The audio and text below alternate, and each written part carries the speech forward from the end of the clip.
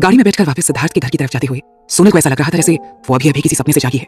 एक बेहद खूबसूरत सपना जैसे वो ना जाने कब से पूरा करने की कोशिश कर रही थी। कहीं ये सचमुच कोई सपना तो नहीं? ये सोचकर सोनल ने अपने ही हाथों पर जोर की एक चिमटी काट ली। आउच! दर्द हो रहा था। यानी वो सपना नहीं देख रही। अभी अभी जो कुछ भी हुआ था वो सब कुछ बिल्कुल सच था। उसके चेहरे पर एक मुस्कुराहट आ गई थी। उसे अभी भी समझ में नहीं आ रहा था कि वो सिद्धार्थ का ये एहसान कैसे चुका पाएगी। गाड़ी लगभग आधा रास्ता तय कर चुकी थी। सोनल और सिद्धार्थ दोनों ही बिल्कुल खामोशी से गाड़ी में बैठे हुए थे। तभी फोन बजने की आवाज से उन दोनों का ध्यान उधर चला गया।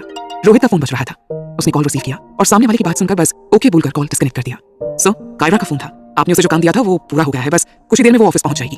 रोहित ने पीछे मुड़कर सिद्धार्थ की तरफ देखते हुए कहा, ओके तो फिर गाड़ी ऑफिस की तरफ घुमा लो। सिद्धार्थ ने जवाब दिया।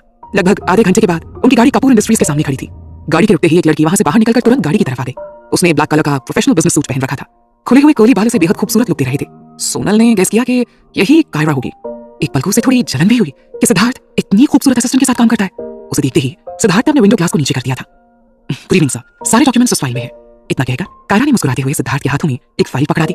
सोनल बस चुपचाप कायरा की तरफ ही देखे जा रही थी। कायरा ने उसे हेलो कहा। जवाब में सोनल बस मुस्कुरा दी। सोनल ने आज पहली बार रोहित के अलावा सिद्धार्थ के किसी दूसरे एम्प्लॉय को देखा था।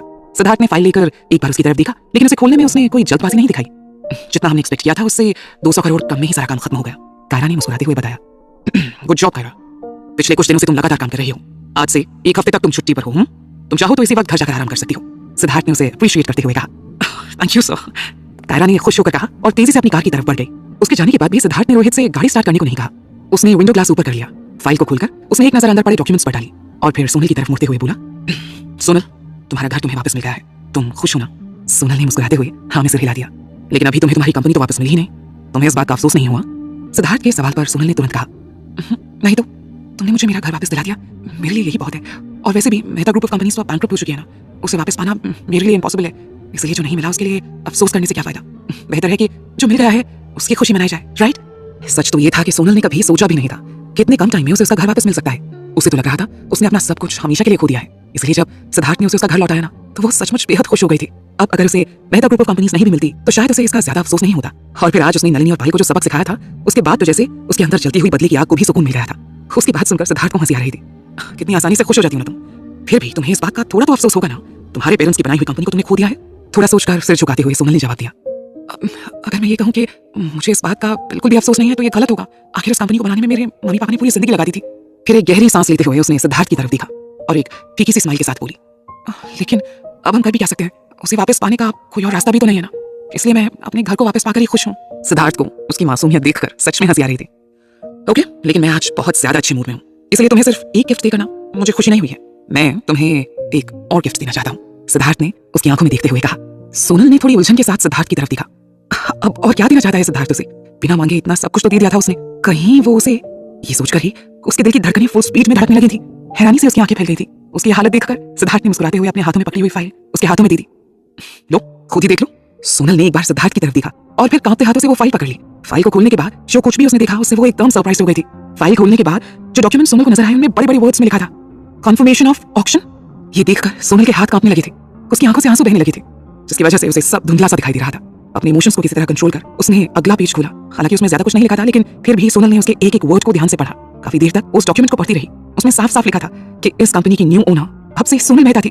सोनल को लगा शायद उससे पढ़ने में कोई गलती हुई होगी, सो उसने कंफर्म होने के लिए एक बार फिर से सारे डॉक्यूमेंट्स को पढ़ा, मगर उससे कहीं कोई गलती नहीं हुई थी।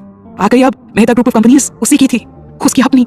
सिद्धार्थ ने ऑक्शन में उसे खरीद कर सोनल के नाम कर दिया था। ये सब देखकर सोनल अब अपने आंसुओं को और रोक नहीं पाई।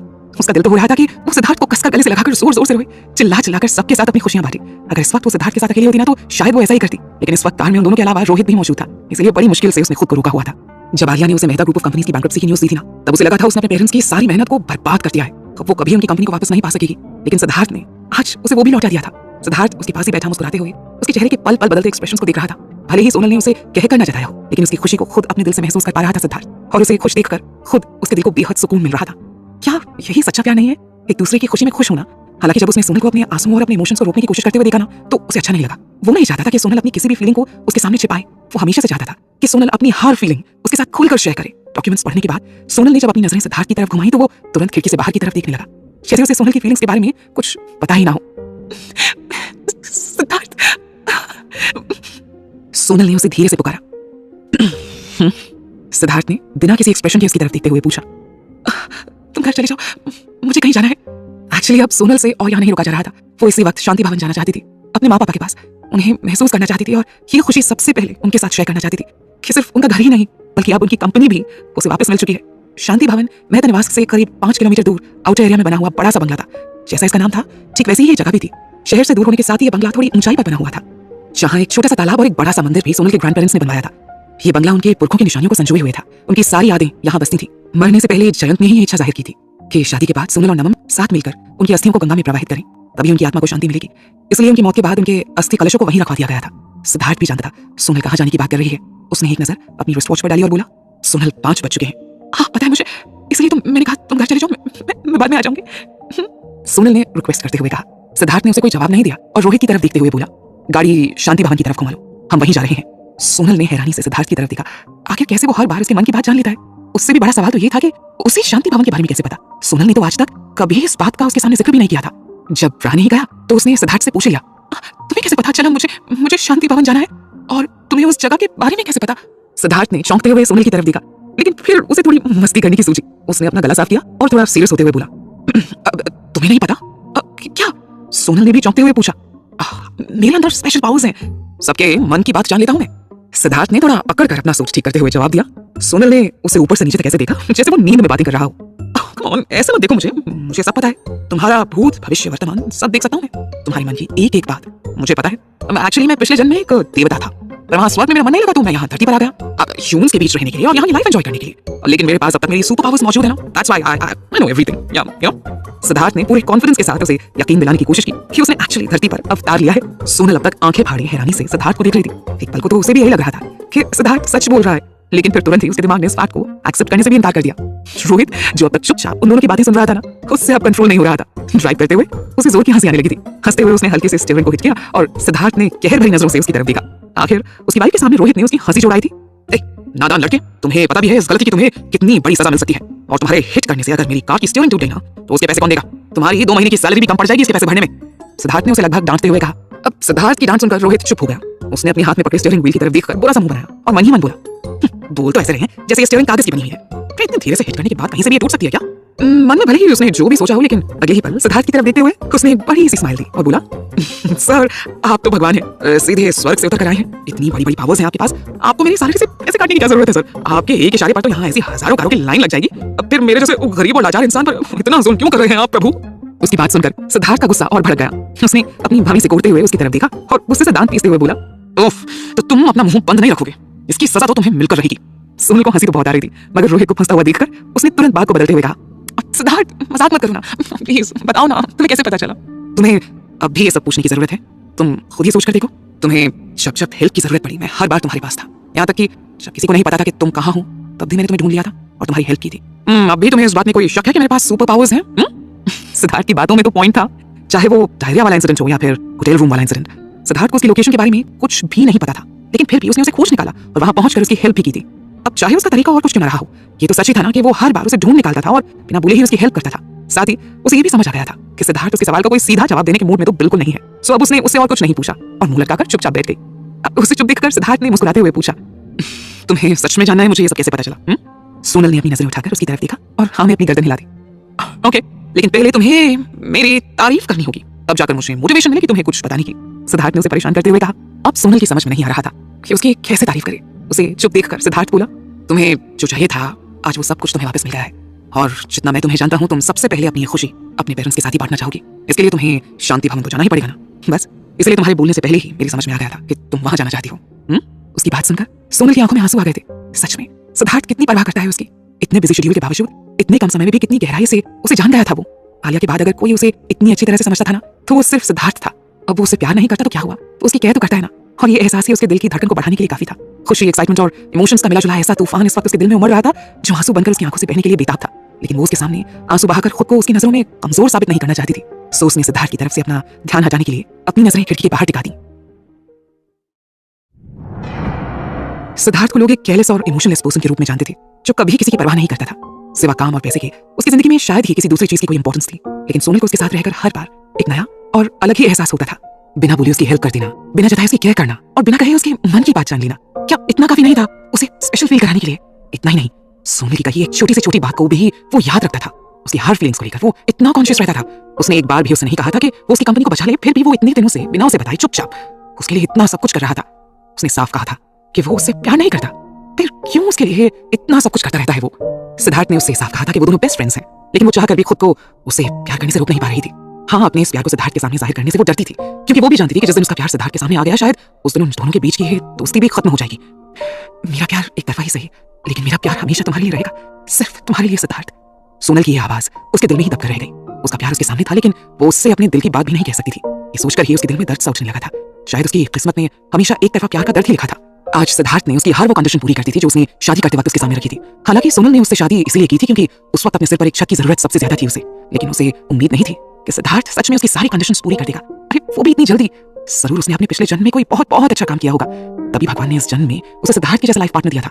आज उसका इस बात पर भी यकीन पक्का हो गया था कि वाकई जो होता है अच्छे के लिए होता है। प्यार का ही दर्द उसके दिल को तोड़ने के लिए काफी था, लेकिन सिद्धार्थ के सामने वो इसे जाहिर नहीं होने देना चाहती थी, इसलिए उसने अपने आंसुओं को रोक रखा था। थोड़ी देर तक खिड़की के बाहर देखते रहने के बाद वो थोड़ा बेटर फील करने लगी थी। उसने धीरे से कहा, सिद्धार्थ। उसने लापरवाही से जवाब दिया, थैंक यू। सोनल ने एकदम शांत आवाज में जवाब दिया। उसकी नजरें अब भी खिड़की के बाहर ही टिकी हुई थी, शायद इसलिए क्योंकि उसे डर था अगर वो सिद्धार्थ की आंखों में देखेगी तो एक बार फिर से वो उसके मन की बात जान लेगा। इस बार पहले से भी ज्यादा सॉफ्ट और कंफ्यूज्ड आवाज में सिद्धार्थ ने जवाब दिया। सोनल के होठों पर एक मुस्कान आ गई।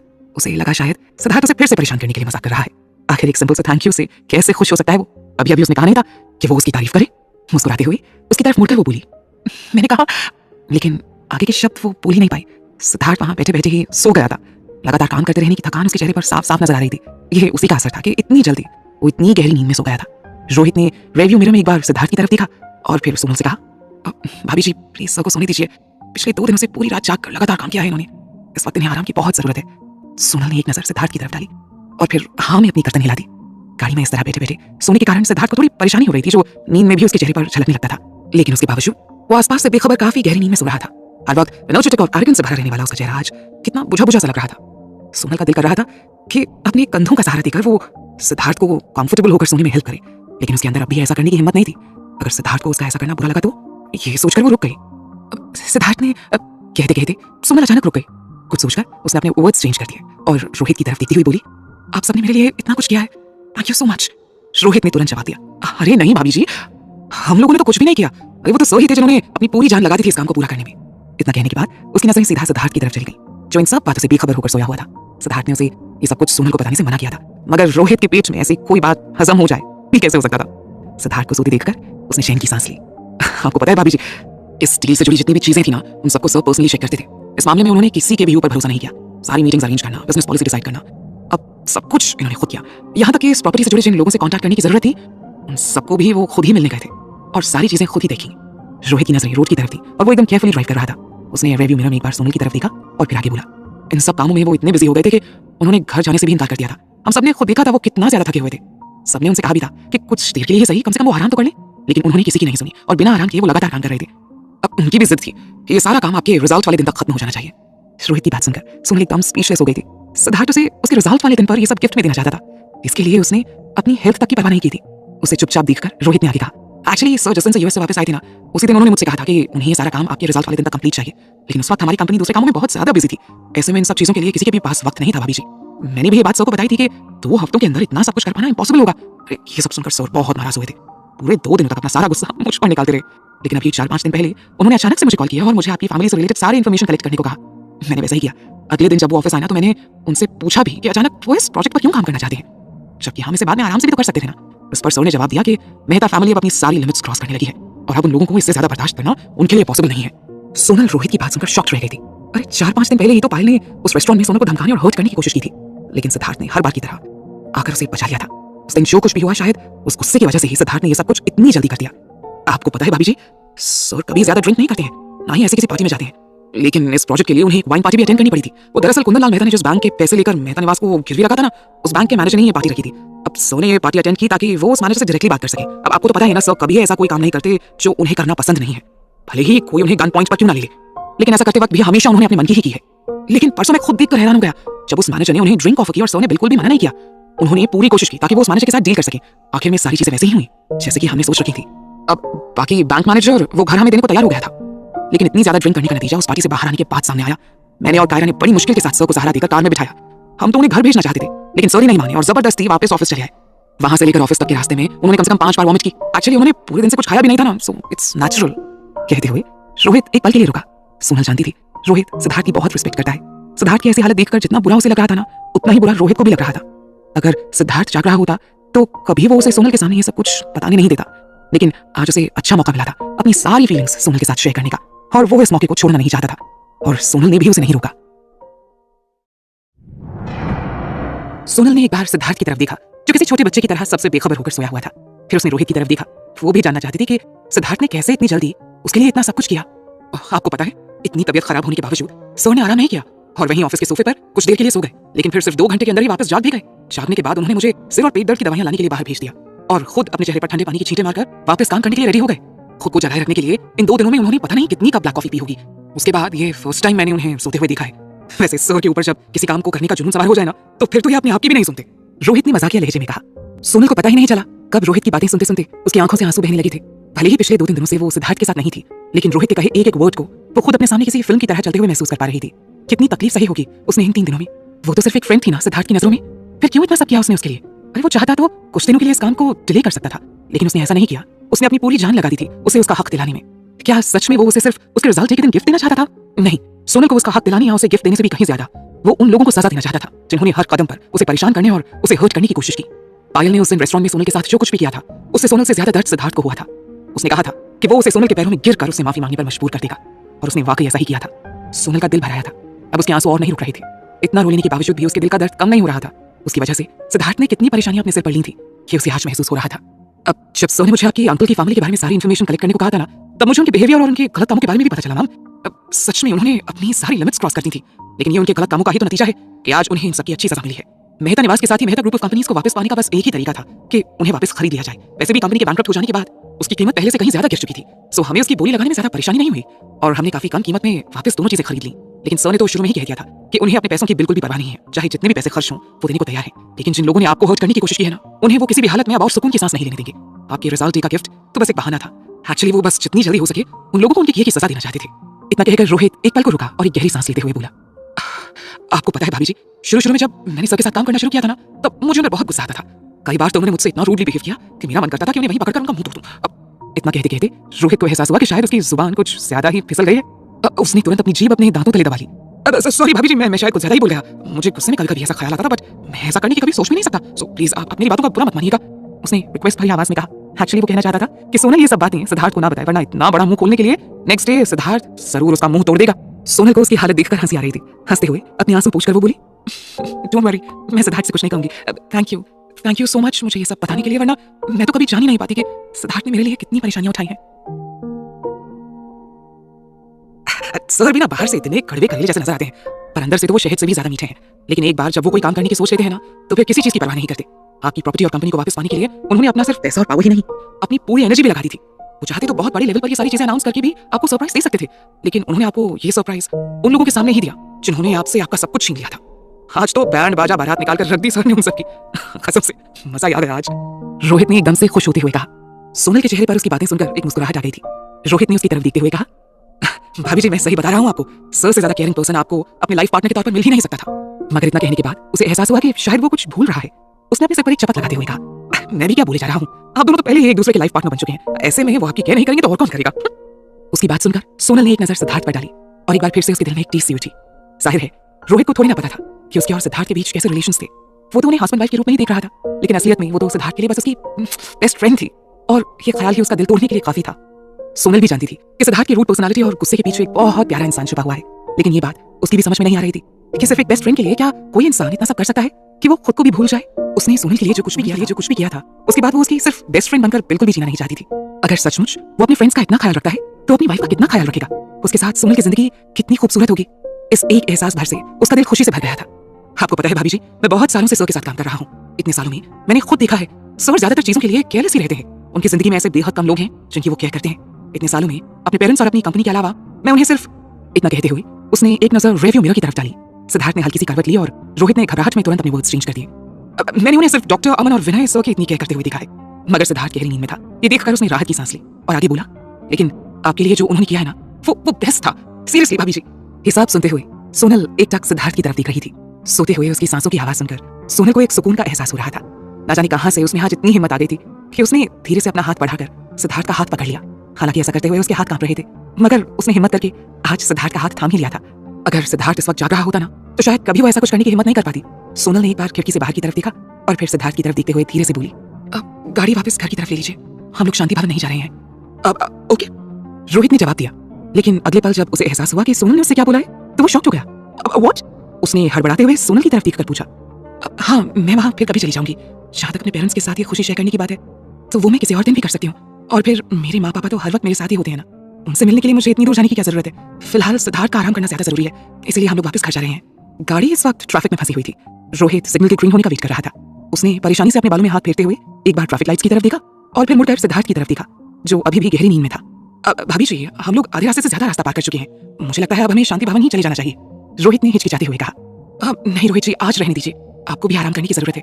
आप प्लीज हमें घर तक छोड़ दीजिए और खुद भी घर जाकर आराम कीजिए। सोनल ने फिर से उससे रिक्वेस्ट करते हुए कहा। मैं आपकी बात टालने की कोशिश नहीं कर रहा, लेकिन सर ने खुद मुझसे कहा है कि मैं आपको शांति भवन तक लेकर जाऊं। अगर मैंने उनका ऑर्डर पूरा नहीं किया तो पता नहीं वो मेरा क्या हाल करेंगे।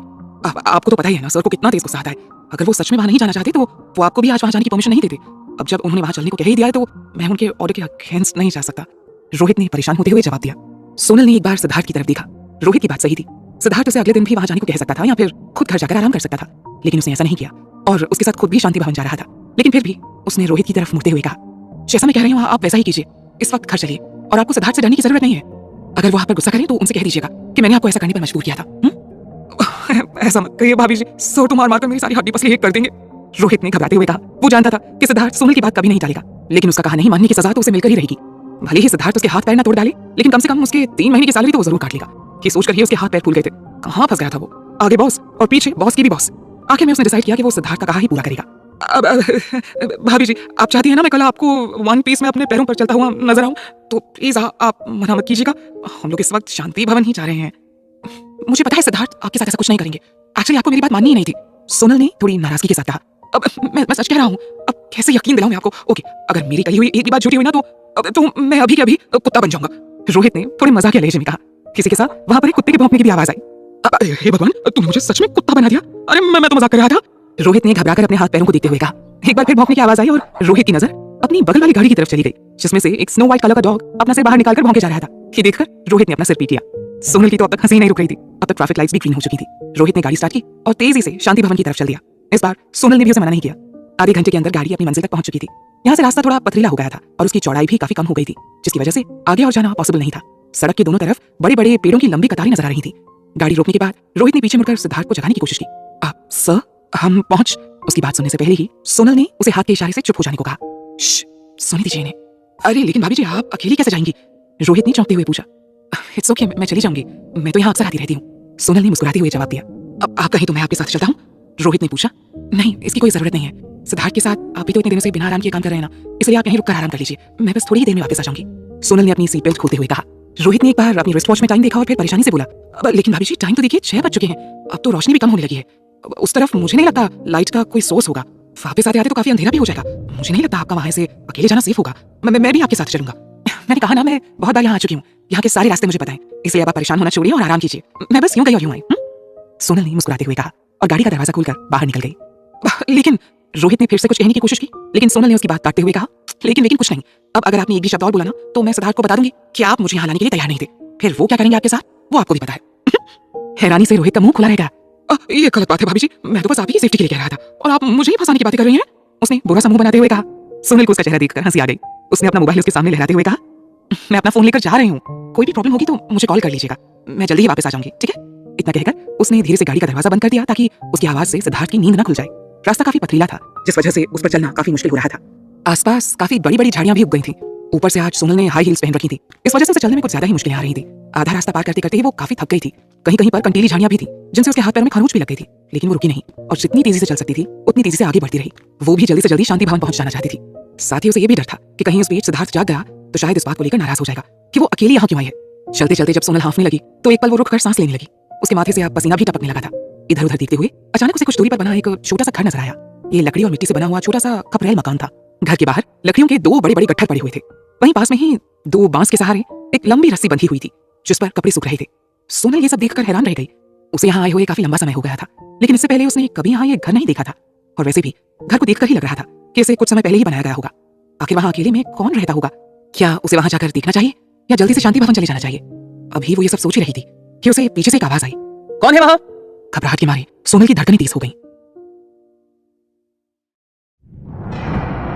घबराते हुए सोनल आवाज की दिशा में पीछे मुड़ी। वहां एक आदमी खड़ा था। उसकी उम्र 50 के आसपास रही होगी, मगर अपनी उम्र के मुकाबले वो काफी लंबा चौड़ा था। उसका रंग सांवला था और उसने बहुत ही साधारण से कपड़े पहन रखे थे। अपने कंधे पर उसने लकड़ियों का एक बड़ा सा गट्ठर उठा रखा था, जिसकी वजह से उसके हाथों की मसल्स और भी उभर कर नजर आ रही थी। अपनी बड़ी बड़ी आंखों से वो हैरानी से सोनल की तरफ देख रहा था। घबराहट के मारे अब सोनल के हाथ पैर कांपने लगे थे, क्योंकि उसने रोहित की बात नहीं मानी। क्या जरूरत थी उसे इस तरह अकेले यहाँ आने की? दूर दूर तक पेड़ों और झाड़ियों के अलावा और कुछ भी नजर नहीं आ रहा था। अगर ये कोई चोर लुटेरा हुआ तो? अगर इस आदमी ने उसके साथ कुछ गलत करने की कोशिश की तो? यहाँ तो कोई उसकी हेल्प करने वाला भी नहीं था, ना ही वो ऐसी कंडीशन में थी कि तेजी से वहां से भाग सकती। बिना कोई जवाब दिए वो घबराहट में बस उसकी हर एक हरकत पर नजर रखे हुई थी। वो आदमी अब भी सोनल की तरफ गौर से देख रहा था। अचानक से उसके फेस पर एक स्माइल आ गई और वो बोला, आप यहाँ? माफ कीजिएगा, मैं आपको पहचान नहीं पाया था। सोनल अभी तक यहाँ उस आदमी को देखने के सदमे से बाहर ही नहीं आई थी। उसकी बात सुनकर वो और भी ज्यादा हैरान हो गई। किसी तरह अपनी घबराहट पर काबू पाते हुए उसने पूछा, आप मुझे कैसे जानते हैं? हाँ, मैं तो आपको बहुत अच्छी तरह जानता हूँ। कहते हुए उसने कंधे पर से लकड़ियों का गट्ठर उतारकर जमीन पर रख दिया और सोनल की तरफ बढ़ने लगा। उसे अपनी तरफ आती देखकर सोनल एकदम से पैनिक हो गई। घबराहट में अपने कदम पीछे बढ़ाते हुए उसने अपने हाथों से उसे रुकने का इशारा करते हुए कहा, देखो मेरे पास मत आना, वहीं रुक जाओ। उसे अब अपनी हालत पर रोना आ रहा था, क्योंकि रोहित की बात नहीं मानी उसने घबराहट में इधर उधर नजरें दौड़ाई, कहीं कुछ ऐसा दिख जाए जिससे वो खुद को प्रोटेक्ट कर सके। मगर यहाँ सूखी झाड़ियां और बड़ी बड़ी घास के अलावा और कुछ भी नहीं था। जैसे इस आदमी की हाइट और एथलेटिक बॉडी लग रही थी ना, उसके हिसाब से यह अंदाजा लगाना भी मुश्किल नहीं था कि अगर सोनल भागने की कोशिश भी करती तो उसे पकड़ने में इस आदमी को 1 मिनट भी नहीं लगता। उसे अपने फोन का ख्याल आया, लेकिन सीधे सीधे इसके सामने अपना फोन निकालकर कॉल करना भी बेवकूफी थी। क्या पता कि उसका फोन ही छीन ले, फिर तो उसके पास सिद्धार्थ से कांटेक्ट करने का भी कोई जरिया नहीं रह जाएगा। सोनल इस वक्त खुद को बहुत हेल्पलेस फील कर रही थी। पीछे हटते हुए उसके पैर भी लड़खड़ाने लगे थे। अचानक उसकी हील के नीचे एक पत्थर आ गया और वो खुद को संभाल नहीं पाई और लड़खड़ाकर जमीन पर गिर गई। उसका फोन भी उसके हाथों से छूटकर दूसरी तरफ गिर गया। उसे गिरता देखकर उस आदमी की भावें सिकुड़ गई। सोनल की तरफ बढ़ते हुए उसके कदमों की रफ्तार और भी तेज हो गई। डर के मारे सोनल की हालत इतनी खराब हो गई थी कि अब वो उठना भी भूल गई थी। उसे ऐसा लग रहा था जैसे उसके हाथ पैर बिल्कुल बेजान हो गए हैं। अपने हाथों के सहारे घिसटते हुए ही वो पीछे होती जा रही थी। वो आदमी अब उसके बिल्कुल करीब आ चुका था। उसने नीचे झुककर उसका फोन उठा लिया। उस पर लगी धूल को साफ करने के बाद उसने थोड़ी कंफ्यूजन से सोनल की तरफ देखा। सोनल ने जोर से चिल्लाने की कोशिश की, मगर आवाज उसके गले में ही अटक कर रह गई थी। बेबसी से वो बस उसे अपने करीब और करीब आता दिख रही थी। सोनल के पास पहुंचते ही उसके कदम रुक गए थे। उसने मुस्कुराते हुए अपना हाथ सोनल की तरफ बढ़ा दिया, मगर सोनल इतनी डरी हुई थी कि बिना कुछ बोली चुपचाप उसके हाथ की तरफ ही देखती रह गई। भाभी जी, आप उठ क्यों नहीं रही हैं? आइए, मैं आपकी हेल्प करता हूँ, उसने थोड़ी परेशानी भरी आवाज में कहा। उसकी बात सुनकर सोनल को झटका लगा। भाभी जी, कौन है ये आदमी? वो हैरानी से अब भी उसकी तरफ देख रही थी, लेकिन अब भी वो कुछ बोल नहीं पा रही थी। जब सोनल ने कोई हरकत नहीं की तो उस आदमी ने एक बार अपने हाथों की तरफ देखा जिनमें मिट्टी लगी हुई थी। उसने अपने कपड़ों पर अच्छी तरह से अपना हाथ पोंछा और फिर अपना हाथ सोनल की तरफ बढ़ाते हुए बोला, भाभी जी प्लीज उठ जाइए, मैं आपकी हेल्प कर देता हूँ। अब शक की कोई गुंजाइश ही नहीं बची थी। वो आदमी न सिर्फ उसे जानता था बल्कि ये भी जानता था कि वो मारा जाए, लेकिन अपने दिमाग पर काफी जोर देने के बावजूद उसे याद नहीं आ रहा था कि उसने इस आदमी को कहाँ देखा है। आप मुझे कैसे जानते हैं? कौन है आप? सोनल की आवाज अब भी डर की वजह से कांप रही थी। उस आदमी ने अब तक अपना हाथ सोनल के सामने बढ़ा रखा था, इस उम्मीद में कि वो उसका हाथ पकड़कर उठ जाएगी। उसने मुस्कुराते हुए जवाब दिया, सिद्धार्थ सर ने मुझे आपकी तस्वीर दिखाई थी, इसीलिए मैं आपको जानता हूँ। वैसे उस तस्वीर में आप एकदम अलग ही लग रही थी, फिर भी मैं आपको पहचान गया। मेरा नाम अब्राम है। सिद्धार्थ ने? आपका मतलब है सिद्धार्थ रॉय कपूर ने आपको मेरी तस्वीर दिखाई? सोनल की हैरानी का ठिकाना ही नहीं रहा। जी हाँ, उसने जवाब दिया, लेकिन फिर भी सोनल के मन से अब तक डर दूर नहीं हुआ था। उसने आज तक कभी सिद्धार्थ को अपनी कोई तस्वीर नहीं दी थी, ना ही उसने कभी सोनल की कोई पिक्चर क्लिक की थी। तो फिर उसने अब्राम को कैसे उसकी तस्वीर दिखाई? और फिर अगर ऐसा है तो भी उसे क्या जरूरत है यहाँ पर रहने की? शहर से दूरी इलाका काफी सुनसान था और यहाँ तो अक्सर बिजली भी चली जाती थी। ऐसे में कोई अपनी मर्जी से यहाँ रहने आएगा, ये बात तो हजम होने वाली थी ही नहीं। तुम यहाँ क्या कर रहे हो? सोनल की घबराहट अब थोड़ी कम हो गई थी। सिद्धार्थ सर ने मुझे कहा था कि मैं यहाँ रहकर शांति भवन की रखवाली करूँ, अब्राम ने जवाब दिया। उसकी बात सुनकर सोनल शॉक रह गई। सिद्धार्थ ने यहाँ अपने आदमी लगा रखे थे। अब उसकी समझ में आ रहा था कि जब नलिनी ने उसे उसके पेरेंट्स की अस्थियां फेंक देने की धमकी दी थी, तब सिद्धार्थ इतना शांत क्यों था? उसने पहले ही यहाँ पर सिक्योरिटी का इंतजाम करके रखा हुआ था। कब से रह रहे हो तुम यहाँ? सोनल ने हैरानी से उससे पूछा। यही कोई 2 हफ्ते से, अब्राम ने जवाब दिया। ये सुनकर सोनल को याद आया, करीब 2 हफ्ते पहले ही तो नलिनी ने उसे उस कैफे में धमकी दी थी कि वो उसके पेरेंट्स की सारी निशानियां बर्बाद करके रख देगी। इसका मतलब सिद्धार्थ ने उसी वक्त अब्राम को यहाँ रखवाली करने के लिए भेज दिया था। कि सोचकर ही एक बार फिर से वो इमोशनल होने लगी थी। आखिर क्यों वो उसे बिना बताए उसके लिए इतना सब कुछ करता रहता है? कितनी फिक्र थी उसे सोनल की। नलिनी ने तो बस यूं ही उसे डराने के लिए उस दिन वो बात कही थी, लेकिन उसकी इस धमकी को सिद्धार्थ ने लाइटली नहीं लिया था। भाभी जी, आप उठ जाइए, अंधेरा हो रहा है और यहाँ जंगल झाड़ियों में इस तरह जमीन पर बैठे रहना सेफ नहीं है, अब्राम ने उससे रिक्वेस्ट करते हुए कहा। अब तक सोनल का डर खत्म हो चुका था। इस बार वो बेफिक्र होकर अब्राम के हाथों का सहारा लेकर खड़ी हो गई। अब्राम ने उसके हाथों में उसका फोन रख दिया। सिद्धार्थ सर ने मुझसे कहा था कि जगह आपके लिए बेहद खास है, इसलिए यहाँ की रखवाली में कोई लापरवाही नहीं होनी चाहिए। उन्होंने मुझे आपकी तस्वीर दिखाकर कहा था कि मैं आपके अलावा और किसी को भी इस जगह पर ना आने दूं। आपके अलावा सिर्फ सिद्धार्थ सर को यहाँ आने की परमिशन है। उसने सारी बात सोनल को बताते हुए कहा। शायद सिद्धार्थ को डर था कि नलिनी या उसके लोग अगर सच में शांति भवन और उसमें मौजूद सारी चीजों को नुकसान पहुंचा सकते हैं, इसलिए उसने इस मामले में कोई रिस्क नहीं लिया। सोनल ने एक नजर उस छोटे से घर की तरफ डाली जो बिल्कुल अंधेरे में डूबा हुआ था। जाहिर है यहाँ लाइट नहीं थी। तुम्हें यहाँ अकेले डर नहीं लगता? ये जगह शहर से इतनी दूर है, ऊपर से यहाँ लाइट्स तक नहीं है, कैसे रहते हो तुम यहाँ पर? अरे मुझे तो ऐसे ही रहने की आदत है। हाँ, उसने हल्की सी हंसी के साथ जवाब दिया। और फिर सिद्धार्थ सर मुझे कोई काम करने को कहे और मैं मना कर दूं, ये तो हो ही नहीं सकता। आपको पता है जब मेरी माँ बीमार थी ना, तब सिद्धार्थ सर ही थे जिन्होंने उनके इलाज का खर्च उठाया था। अगर उन्होंने मेरी मदद नहीं की होती तो कहते कहते अब्राहम एकदम से इमोशनल हो गया था, लेकिन जल्दी से खुद को संभालते हुए उसने कहा, भाभी जी अब इन सब बातों का वक्त नहीं है। आपको पता है ना यहाँ बिजली नहीं रहती है। अगर आपका फोन डिस्चार्ज हो गया तो सिद्धार्थ सर आपसे बात भी नहीं कर पाएंगे। इसलिए जिस काम के लिए आप यहाँ आई हैं पहले उसे पूरा कर लेते हैं। और वैसे भी मैं यहाँ पर अकेला नहीं रहता हूँ, मेरे साथ विद्युत भी तो रहता है। हम दोनों बारी बारी से यहाँ गार्डनिंग करते हैं। Thank you. फाइनली अब सोनल के चेहरे से डर और कंफ्यूजन पूरी तरह गायब हो गया था और उसकी जगह एक हल्की सी स्माइल आ गई थी। अब्राहम के पीछे चलते हुए उसने पूछा, लेकिन अब्राहम तुम तो यहाँ बिल्कुल अकेले रहते हो। अगर यहाँ बहुत सारे लोग एक साथ शांति भवन में आ जाएंगे तो तुम अकेले कैसे उनका मुकाबला कर पाओगे? अगर तुम कॉल करके किसी को इन्फॉर्म भी करना चाहोगे तो भी उसे यहाँ तक आने में काफी वक्त लग जाएगा, क्योंकि यहाँ तक कोई गाड़ी तो आ नहीं सकती ना। भाभी जी आप मुझे कमजोर मत समझिए, मैं और विद्युत दोनों ही मार्शल आर्ट्स में ब्लैक बेल्ट हैं।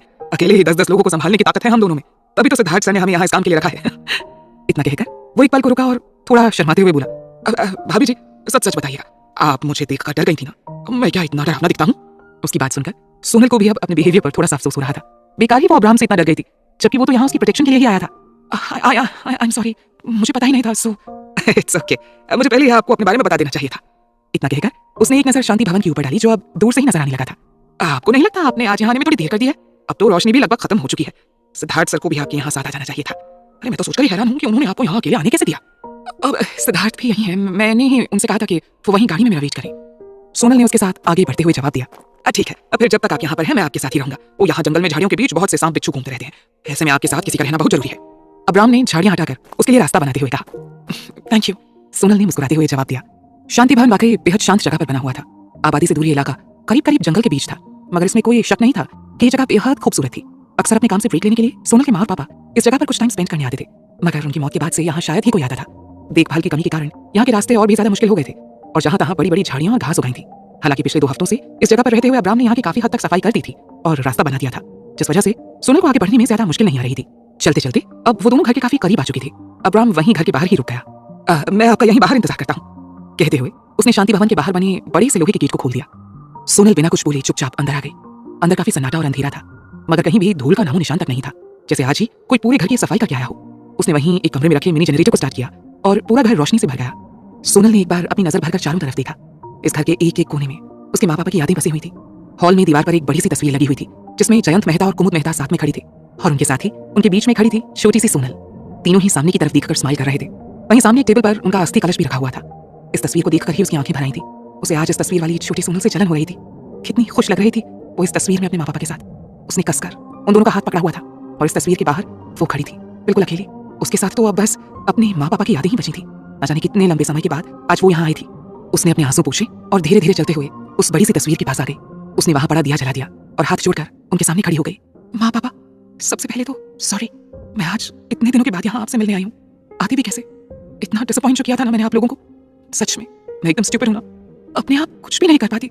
और तो और जो कुछ आप दोनों ने इतनी मेहनत से बनाया था उसे भी मैंने इतनी आसानी से गंवा दिया। आप लोगों को कितना बुरा लगा होगा ना। मुझे भी बहुत बुरा लगा था जब अंकल और उनकी फैमिली ने मुझसे मेरा सब कुछ छीन लिया। तब मेरी समझ में आया कि मैं कितनी स्टूपिड हूँ। लेकिन अब मैंने ठान लिया है कि मैं खुद को बदलूंगी, खुद को इतना स्ट्रांग बनाऊंगी कि दोबारा कोई मेरे साथ ऐसा कुछ करने की कोशिश भी ना कर सके। और अब मैं खुद को बदल भी रही हूँ। हाँ मैं थोड़ी स्लो हूँ लेकिन मैं पूरी कोशिश कर रही हूँ। लेकिन मुझे पूरा विश्वास है कि एक दिन मैं आपकी उम्मीदों पर खरी उतरूंगी। आखिर मैं आप दोनों की बेटी जो हूँ। कहते हुए सोनल के चेहरे पर हल्की सी मुस्कान आ गई थी। उसने अपने आंसू साफ करते हुए कहा, पापा आप हमेशा कहते थे ना, अगर भगवान हमारे लिए एक दरवाजा बंद कर देते हैं तो कहीं ना कहीं कोई दूसरा दरवाजा भी खोल देते हैं। आप बिल्कुल सच कहते थे। आपको पता है मैं कुंदन अंकल, नलिनी आंटी और पायल से बेहद नफरत करती थी। लेकिन फिर मुझे एहसास हुआ कि अगर वो लोग मेरे साथ गलत नहीं करते तो मुझे कभी अपनी जिम्मेदारियों का एहसास ही नहीं होता। शायद मैं कभी खुद को बदलने की कोशिश भी नहीं करती।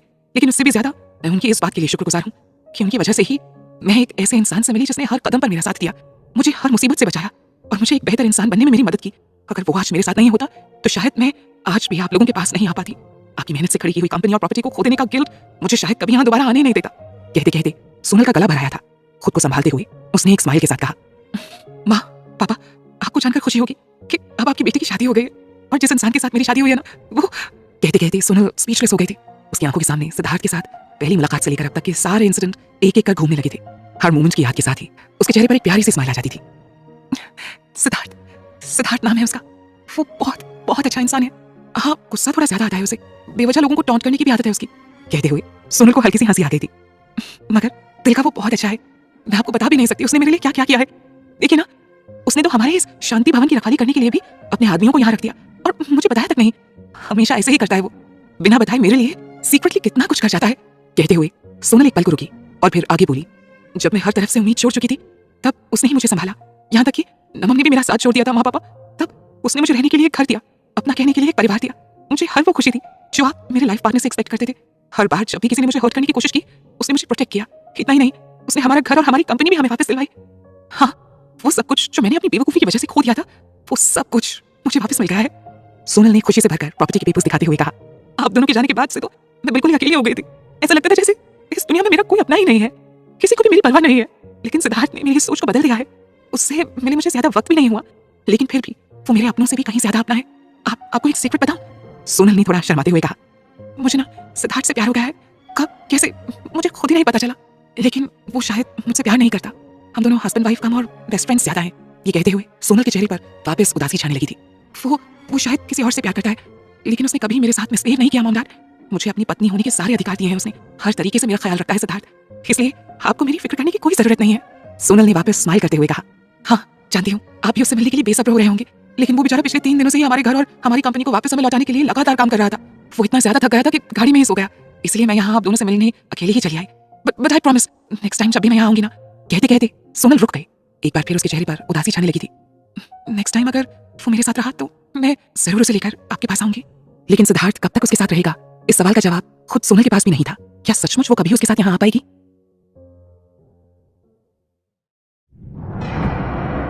सोनल जब शांति भवन से बाहर आई तब तक पूरी तरह अंधेरा हो चुका था। अब्राम अब तक घर के मेन गेट के बाहर खड़ा उसका इंतजार कर रहा था। उसे वापस आता देखकर उसने तुरंत आगे बढ़कर दरवाजा खोल दिया। सोनल के बाहर आने के बाद उसने वापस दरवाजा बंद कर दिया और उसे रास्ता दिखाते हुए उसके साथ साथ चलने लगा। अब्राम, आप यहाँ की देखभाल कर रहे हैं, ये देखकर अब मैं भी एकदम रिलैक्स्ड हो गई हूँ। सच कहूँ तो मुझे बिल्कुल भी अच्छा नहीं लगा कि मेरी वजह से आपको यहाँ अकेले रहना पड़ रहा है, लेकिन अभी हमारी फैमिली में कुछ प्रॉब्लम्स चल रही है ना, इसलिए मैं चाहकर भी आपको यहाँ से जाने के लिए नहीं कह सकती। मैं भी यही चाहूंगी कि आप और विद्युत यहाँ कुछ दिन और रहकर इस जगह की हिफाजत करते रहें। उसके बाद मैं खुद यहाँ की सिक्योरिटी के लिए कुछ पक्के इंतजाम करवा दूंगी। सोनल ने चलते हुए कहा। दरअसल आज उसने नलिनी और पायल का जो एटीट्यूड देखा था उसके बाद उसे भी अंदाजा हो गया था कि वो दोनों सारी प्रॉपर्टी हाथ से निकल जाने के बाद चुप तो बिल्कुल नहीं बैठेंगी। ऐसे में उन दोनों का गुस्सा सबसे पहले शांति भवन के ऊपर ही निकलेगा, इसलिए सोनल भी अब किसी तरह का रिस्क नहीं लेना चाहती थी। अरे नहीं भाभी जी, आपको हमारे लिए परेशान होने की कोई जरूरत नहीं है। अरे सिद्धार्थ सर ने हमारी हर जरूरत का पूरा ख्याल रखा है और तो और हमें इस काम के लिए बहुत हाई सैलरी भी दी जाती है। अरे मैं तो बहुत खुश हूँ ये काम करके। अब्राम ने हंसते हुए कहा। उसकी बात सुनकर सोनल को भी हंसी आ गई।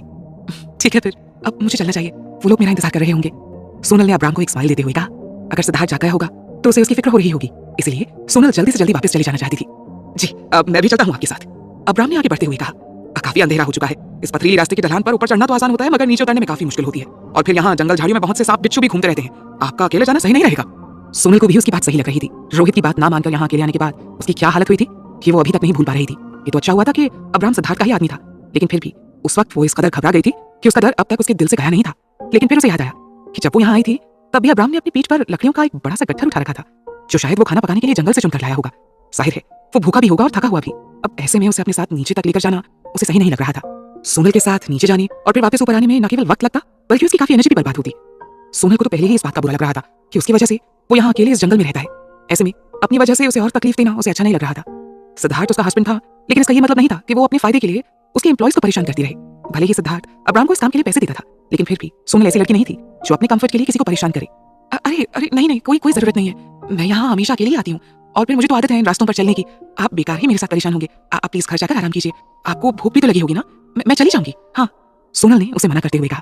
अरे भाभी जी, लेकिन आप अकेले कैसे? अब्राम ने फिर से कहने की कोशिश की, मगर सोनल ने बीच में ही उसकी बात काटते हुए कहा, लेकिन कुछ नहीं, मैं अकेली जा रही हूँ, दैट्स फाइनल। वैसे भी मैं अभी अपने पेरेंट्स से मिलकर आ रही हूँ, तो मेरा कुछ देर अकेले रहने का मन है। आप प्लीज मेरी फिक्र मत कीजिए, मैं अकेली जा सकती हूँ। फिर उसने अब्राम की तरफ देखते हुए कहा, आपकी वजह से ही मैं यहाँ से बेफिक्र होकर जा रही हूँ। शांति भवन सचमुच मेरे लिए बेहद खास है, इसकी हिफाजत करने के लिए थैंक यू। अब्राम इसके आगे कुछ और बोल नहीं पाया। उसे वहीं छोड़कर सोनल अब तेजी से वापस उस ढलान भरे रास्ते से नीचे उतरने लगी थी। शाम के 7:30 बज चुकी थी। चारों तरफ अंधेरे के सिवा और कुछ नजर नहीं आ रहा था। आसपास लगे पेड़ बड़ी बड़ी डरावनी परछाइयों के जैसे लग रहे थे। आसमान में चांद निकल आया था, मगर इन घने पेड़ों की वजह से उसकी रोशनी सही तरीके से वहां तक पहुंच नहीं पा रही थी। सोनल ने अपने फोन की फ्लैशलाइट ऑन कर रखी थी। हाई हील्स पहने होने के कारण वो ढलान पर धीरे धीरे अपना बैलेंस बनाते हुए चल रही थी। झाड़ियों के बीच से लगातार झिंगुरों के बोलने की आवाज आ रही थी। इसके साथ ही वहां और भी कई तरह के कीड़े मकोड़े और छोटे छोटे क्रीचर्स गाहे बगाहे सोनल के सामने आकर अपनी उपस्थिति दर्ज करा रहे थे। ये सच था कि सोनल यहाँ कई बार आ चुकी थी, लेकिन इस वक्त वो आज से पहले यहाँ कभी नहीं आई थी। यहाँ तो इलेक्ट्रिसिटी भी नहीं थी, तो स्ट्रीट लाइट्स की क्या उम्मीद की जा सकती थी। अंधेरे के कारण उसका दिल अंदर ही अंदर घबरा रहा था, लेकिन खुद को मजबूत बनाते हुए वो तेजी से आगे बढ़ती जा रही थी। अपने डर को दूर भगाने के लिए वो धीरे से अपना फेवरेट सॉन्ग भी गुनगुनाने की कोशिश करने लगी। अचानक सोनल को ऐसा लगा जैसे किसी की परछाई उसके सामने से तेजी से निकलकर सामने झाड़ियों में गुम हो गई है। घबराहट के मारे सोनल के कदम वहीं रुक गए। उसका दिल जोरों से धड़कने लगा था। उसने एक बार अपनी चारों तरफ नजर डाली, मगर कहीं कोई नहीं दिखा। अब तक डर उसके ऊपर इस कदर हावी हो चुका था कि उसके हाथ पैर कांपने लगे थे। हवा में हल्की ठंडक होने के बावजूद सोनल की पूरी बॉडी पसीने से भीग गई थी। आखिर कौन हो सकता है यहाँ? जब इंसान के ऊपर डर हावी हो जाता है ना, तो उसे हमेशा अपने पीछे ही किसी के होने का एहसास होता है। सोनल को भी इस वक्त ऐसा ही लग रहा था कि वो परछाई उसके पीछे ही खड़ी होकर उसे देख रही है। उसने डरते हुए एक बार पीछे मुड़कर देखने की कोशिश की, मगर इस कोशिश में उसकी हाई हील्स के नीचे एक पत्थर आ गया। सोनल का बैलेंस बिगड़ गया। उसने काफी कोशिश की, लेकिन खुद को संभाल नहीं पाई। ढलान तेज होने के कारण वो वहां से नीचे की तरफ लुढ़कती चली गई। घबराहट में उसके मुंह से एक हल्की सी चीख निकल गई। गिरने के दौरान खुद को रोकने की कोशिश में उसने अपने आसपास किसी चीज को पकड़ने की कोशिश भी की, मगर वहां झाड़ियों और बड़ी बड़ी घास के सिवा और कुछ नहीं था। उसके हाथ लगाते ही वो उखड़कर उसके हाथों में आ गई। तेजी से लुढ़कते हुए वो एक पेड़ से टकराकर रुक गई। पेड़ से टकराने और पथरीले रास्ते पर लुढ़कने की वजह से उसकी पीठ और पैरों में काफी चोट आ गई थी। उसने उठने की कोशिश की और उसे ऐसा लगा जैसे उसकी सारी रिब्स फ्रैक्चर हो गई हैं। दर्द इतना तेज था कि उसके मुंह से आवाज भी नहीं निकल पा रही थी। मजबूरी में वो उसी पेड़ के नीचे लेट गई। नीचे गिरने के दौरान जब उसने अपने हाथ पैरों का इस्तेमाल करते हुए खुद को रोकने की कोशिश की थी, उसी वक्त कंटीली झाड़ियों और नुकीले पत्थरों की वजह से उसके हाथ पैर बुरी तरह छिल गए थे। अपने फेस पर भी उसे तेज जलन और दर्द का एहसास हो रहा था। शायद उसके गालों पर भी खरोंच लग गई थी। थोड़ी देर बाद जब उसका दर्द कुछ कम हुआ तो उसने एक बार फिर से उठने की कोशिश की, मगर दर्द की एक तेज लहर ने उसे वापस बैठ जाने को मजबूर कर दिया। हारकर वो उसी पेड़ के सहारे टिककर जमीन पर बैठ गई। उसने एक बार अपनी चारों तरफ नजर दौड़ाई। हर तरफ बस बड़े बड़े पेड़ नजर आ रहे थे जो अंधेरे में बेहद डरावनी लग रहे थे। ये इलाका शहर से काफी दूर था, मगर फिर भी यहाँ लोग बसने शुरू हो गए थे। उसने अंधेरे में देखने की कोशिश की। वहां से काफी दूर रोशनी की एक छोटी सी किरण नजर आ रही थी, जो शायद किसी के घर से आ रही थी। झिंगुरों की तेज आवाज के बीच कभी कभी दूर से कुत्तों के भौंकने की आवाज भी सुनाई दे रही थी। इससे सोनल को अंदाजा लग गया था कि वो सड़क से बहुत ज्यादा दूर नहीं होगी। थोड़ी हिम्मत से काम लेकर वो अभी नीचे जा सकती थी, मगर इस अंधेरे और चोट की वजह से वो इस कदर पैनिक हो चुकी थी कि उसका दिमाग बिल्कुल भी काम नहीं कर रहा था। तो चाहे जितनी भी खुद को बदलने की कोशिश कर ले सोनल, तुझसे कभी कोई काम ठीक से नहीं हो पाएगा। हर बार तुझे सिद्धार्थ की हेल्प की जरूरत पड़ी जाती है, लेकिन अब तो सिद्धार्थ भी मेरी हेल्प करने के लिए यहाँ नहीं आ सकता है। सोनल रुआसी होकर अब मन ही मन खुद को डांट लगा रही थी। नीचे गिरने के दौरान उसका फोन उसके हाथ से छूटकर रास्ते में ही कहीं गिर गया था। ना तो वो किसी को कॉल करके मदद के लिए बुला सकती थी, और ना ही अब उसके पास रास्ता खोजने के लिए लाइट का कोई सोर्स था। सोनल अब खुद को अकेली इस जगह पर एकदम हेल्पलेस फील कर रही थी।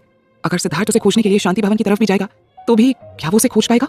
पत्तों के बीच एक सरसराहट की आवाज आई और सोनल का दिल धक से रह गया। अब्राहम ने कहा था यहाँ सांप बिच्छुओं की भरमार है। अगर वो इसी तरह जमीन पर बैठी रही तो ना जाने कौन सा जहरीला कीड़ा उसे काट खाएगा। बचपन से ही उसे रेप्टाइल से, खासकर सांप और छिपकली से बेहद डर लगता था। उनके बारे में भी सोच करना उसकी हालत खराब होने लगती थी। पत्तों की हर सरसराहट पर वो बुरी तरह से सिहर जाती थी। साथ ही वो अब भी श्योर नहीं थी कि ऊपर उसने किसी की परछाई देखी थी। अगर वो भी उसे ढूंढता हुआ यहाँ तक आ गया होगा तो ऐसी हालत में तो वो भाग भी नहीं पाएगी। उसका एक मन कह रहा था कि वो परछाई उसके मन का वहम है। शायद मोबाइल की लाइट्स के कारण पेड़ों की परछाई ने उसे डरा दिया होगा, मगर उसके अंदर छिपा बैठा डर उसे उसके इस लॉजिक पर बिलीव करने से रोक रहा था। डर के कारण अब उसकी आंखों से आंसू बहने लगी थी। उसका दिल हो रहा था वो जोर जोर से रोए, लेकिन कहीं उसकी आवाज सुनकर कोई जंगली जानवर या भूत प्रेत उसके पास ना आ जाए।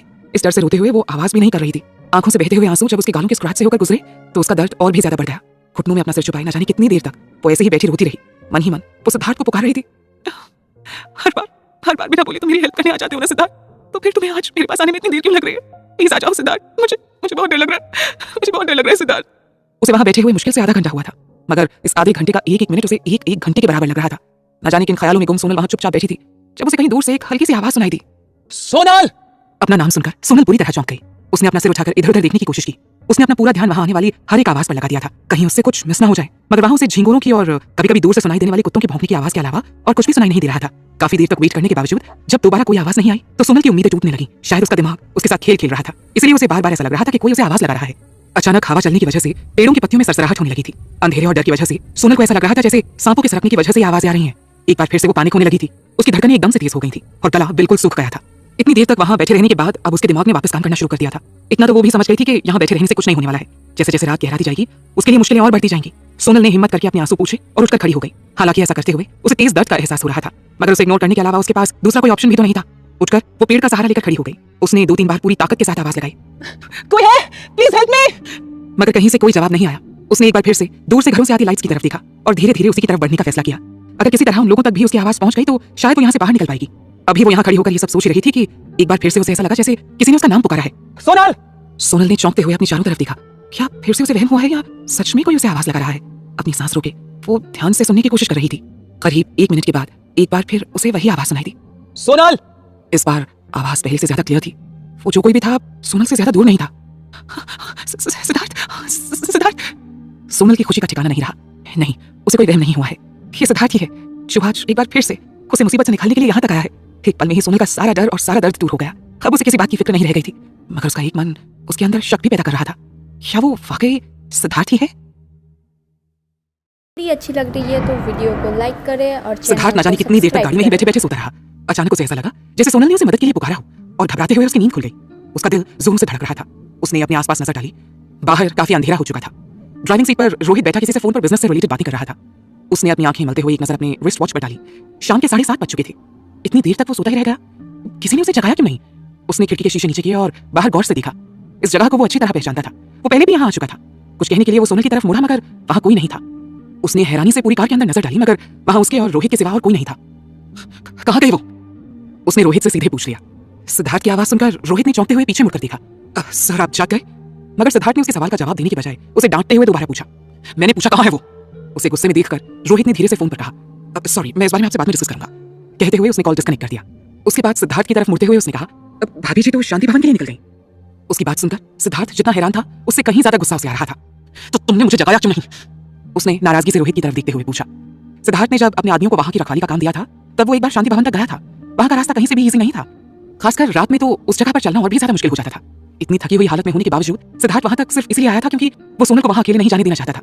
लेकिन ना तो रोहित और ना ही सोनल ने उसे जगाया, और सोनल अकेली वहां चली गई। इस वजह से उसे गुस्सा आ रहा था। सर, वो भाभी जी ने कहा था कि आप बहुत ज्यादा थके हुए हैं, इसलिए उन्होंने मुझे आपको जगाने से भी मना कर दिया। मैं क्या करता सर? रोहित ने मुंह लटकाते हुए जवाब दिया। मगर उसकी बात ने सिर्फ सिद्धार्थ के गुस्से को और भड़काने का ही काम किया। बॉस कौन है तुम्हारा? मैं या वो? सैलरी तुम मुझसे लेते हो, लेकिन ऑर्डर उसके फॉलो कर रहे हो। उसने मना किया था तो क्या हुआ? मैंने कहा नहीं था तुमसे कि मैं भी उसके साथ जाऊंगा, फिर मुझे जगाया क्यों नहीं तुमने? What's wrong with you? Sir, मैंने बहुत कोशिश की थी। रोहित ने कुछ कहने की कोशिश की, मगर सिद्धार्थ का गुस्सा कम होने का नाम ही नहीं ले रहा था। उसने उसे और बुरी तरह डांटते हुए कहा, अगर तुमने मुझे नहीं भी जगाना था तो उसे वहां अकेले क्यों जाने दिया? तुमने खुद क्यों नहीं गए उसके साथ? इतनी सी अकल नहीं है तुम्हारे अंदर? रोहित ने जब देखा कि सिद्धार्थ उसकी कोई भी बात सुनने को तैयार नहीं है तो उसने अब चुप हो जाना ही बेहतर समझा। थोड़ी देर तक उसके ऊपर चिल्लाने के बाद जब सिद्धार्थ थोड़ा शांत हुआ तो रोहित ने अपना मुंह खोला। सर, मैंने भाभी जी से बहुत कहा था कि मैं भी उनके साथ चलता हूं, लेकिन उन्होंने मुझे अपने साथ आने ही नहीं दिया। उसने मना किया था, फिर भी तुम्हें उसके साथ जबरदस्ती जाना चाहिए था, इडियट। सिद्धार्थ ने फिर से उसके ऊपर भड़कते हुए कहा, कितनी देर हो गई उसे गए हुए? उसने बेसब्री से पूछा। वो ठीक 6 बजे यहां से निकल गई थी। रोहित ने जवाब दिया। क्या? सिद्धार्थ ने शॉक्ड होते हुए अपनी घड़ी पर नजर डाली जिसमें अब 7:45 का टाइम शो हो रहा था। करीब 2 घंटे होने को आए थे। वो अब तक वापस क्यों नहीं आई? अब उसे ऐसा लगने लगा था जैसे सोनल के साथ जरूर कुछ बुरा हुआ है। जितना वो इस बारे में सोच रहा था उतना ही ज्यादा फ्रस्ट्रेटेड होता जा रहा था। अब उसके लिए वहां और इंतजार करना मुश्किल था। अपनी साइड से गाड़ी का दरवाजा खोलते हुए वो बाहर आ गया। रोहित ने जब उसे बाहर जाते देखा तो हड़बड़ाते हुए वो भी गाड़ी से बाहर आ गया। सोनल के लिए सिद्धार्थ की फिक्र को वो समझ सकता था। उसने उसे समझाने की कोशिश करते हुए कहा, सर, भाभी जी कितने दिनों के बाद वहां गई हैं, कितनी सारी यादें जुड़ी हुई हैं उनकी वहां से। सर, उन्हें थोड़ा वक्त तो लगेगा ना। आप प्लीज यहीं रुकिए, आई एम श्योर वो बस आती ही होंगी। सिद्धार्थ ने एक नजर रोहित के ऊपर डाली और फिर गाड़ी का दरवाजा बंद कर दिया। बिना रोहित की किसी भी बात का जवाब दिए हुए वो तेजी से उस कच्चे पथरीले रास्ते की तरफ बढ़ गया। उसके लिए अब एक एक पल यहाँ बिताना मुश्किल हो रहा था। उसका दिल कह रहा था कि सोनल किसी मुसीबत में है। वो जल्द से जल्द उसके पास पहुंच जाना चाहता था। सिद्धार्थ को उस तरफ जाती देखकर रोहित भी तेजी से उसकी तरफ बढ़ते हुए बोला, सर, मैं भी चलता हूं आपके साथ। मगर सिद्धार्थ ने बिना उसकी तरफ देखे ही अपने मोबाइल की फ्लैश लाइट ऑन कर ली और बोला, उसकी कोई जरूरत नहीं है, तुम यहीं रुककर इंतजार करो, मैं अकेला ही जाऊंगा। इतना कहकर सिद्धार्थ ने तेजी से अपने कदम आगे बढ़ा दिए। उस रास्ते पर चलने में उसे काफी मुश्किल हो रही थी, लेकिन फिर भी वो जितनी तेज हो सके उतना आगे बढ़ता जा रहा था। एक पल को उसे रोहित की बात भी सही लग रही थी। आखिर इतने दिनों के बाद सोनल शांति भवन गई थी। अपने पेरेंट्स की यादों के साथ वक्त बिताते हुए शायद वो वापस आना ही भूल गई होगी, मगर फिर भी वो कोई रिस्क नहीं लेना चाहता था। जब तक वो अपनी आंखों से नहीं देख लेता कि सोनल सेफ है तब तक उसके दिल को सुकून नहीं मिलने वाला था। अभी उसने आधा रास्ता ही तय किया था कि अचानक उसे महसूस हुआ कि रास्ते के एक तरफ झाड़ियों में से कुछ चमक रहा है। उसने पास जाकर देखा तो वहां उसे एक मोबाइल पड़ा दिखा जिसकी फ्लैश लाइट ऑन थी। उसने उसे उठाकर देखा और उसे पहचानने में जरा सी भी देर नहीं लगी कि ये फोन सोनल का था। मगर ये यहाँ ऐसे लावारिस हालत में क्यों पड़ा है? उससे भी बड़ा सवाल ये कि सोनल कहाँ है? ये सोचकर वो पूरी तरह घबरा गया था। क्या सच में वो किसी मुसीबत में है? उसने अपने भरोसे के आदमियों को यहाँ की रखवाली करने की जिम्मेदारी दी थी, लेकिन आसपास का जो नजारा उसे दिख रहा था उसके कारण गुस्सा और फ्रस्ट्रेशन अब उसके ऊपर हावी होने लगा था। जिस रास्ते पर सोनल का फोन उसे मिला था वहां कुछ देर तक झाड़ियां और घास जगह जगह से उखड़े हुए नजर आ रहे थे। साफ पता चल रहा था कि वहां पर किसी ने खुद को बचाने के लिए स्ट्रगल किया है। कहीं किसी ने सोनल को फिर से चोट पहुंचाने की कोशिश तो नहीं की? ये सोचकर अब सिद्धार्थ पैनिक होने लगा था, मगर उसने हिम्मत से काम लिया और सबसे पहले दोनों फोन को एक साथ एक जगह पर रखा जिससे दोनों की लाइट्स मिलकर और तेज रोशनी दे सके। उसके बाद वो आसपास की झाड़ियों और रास्ते को गौर से देखने लगा, कहीं कुछ ऐसा दिख जाए जिससे उसे सोनल का पता चल सके।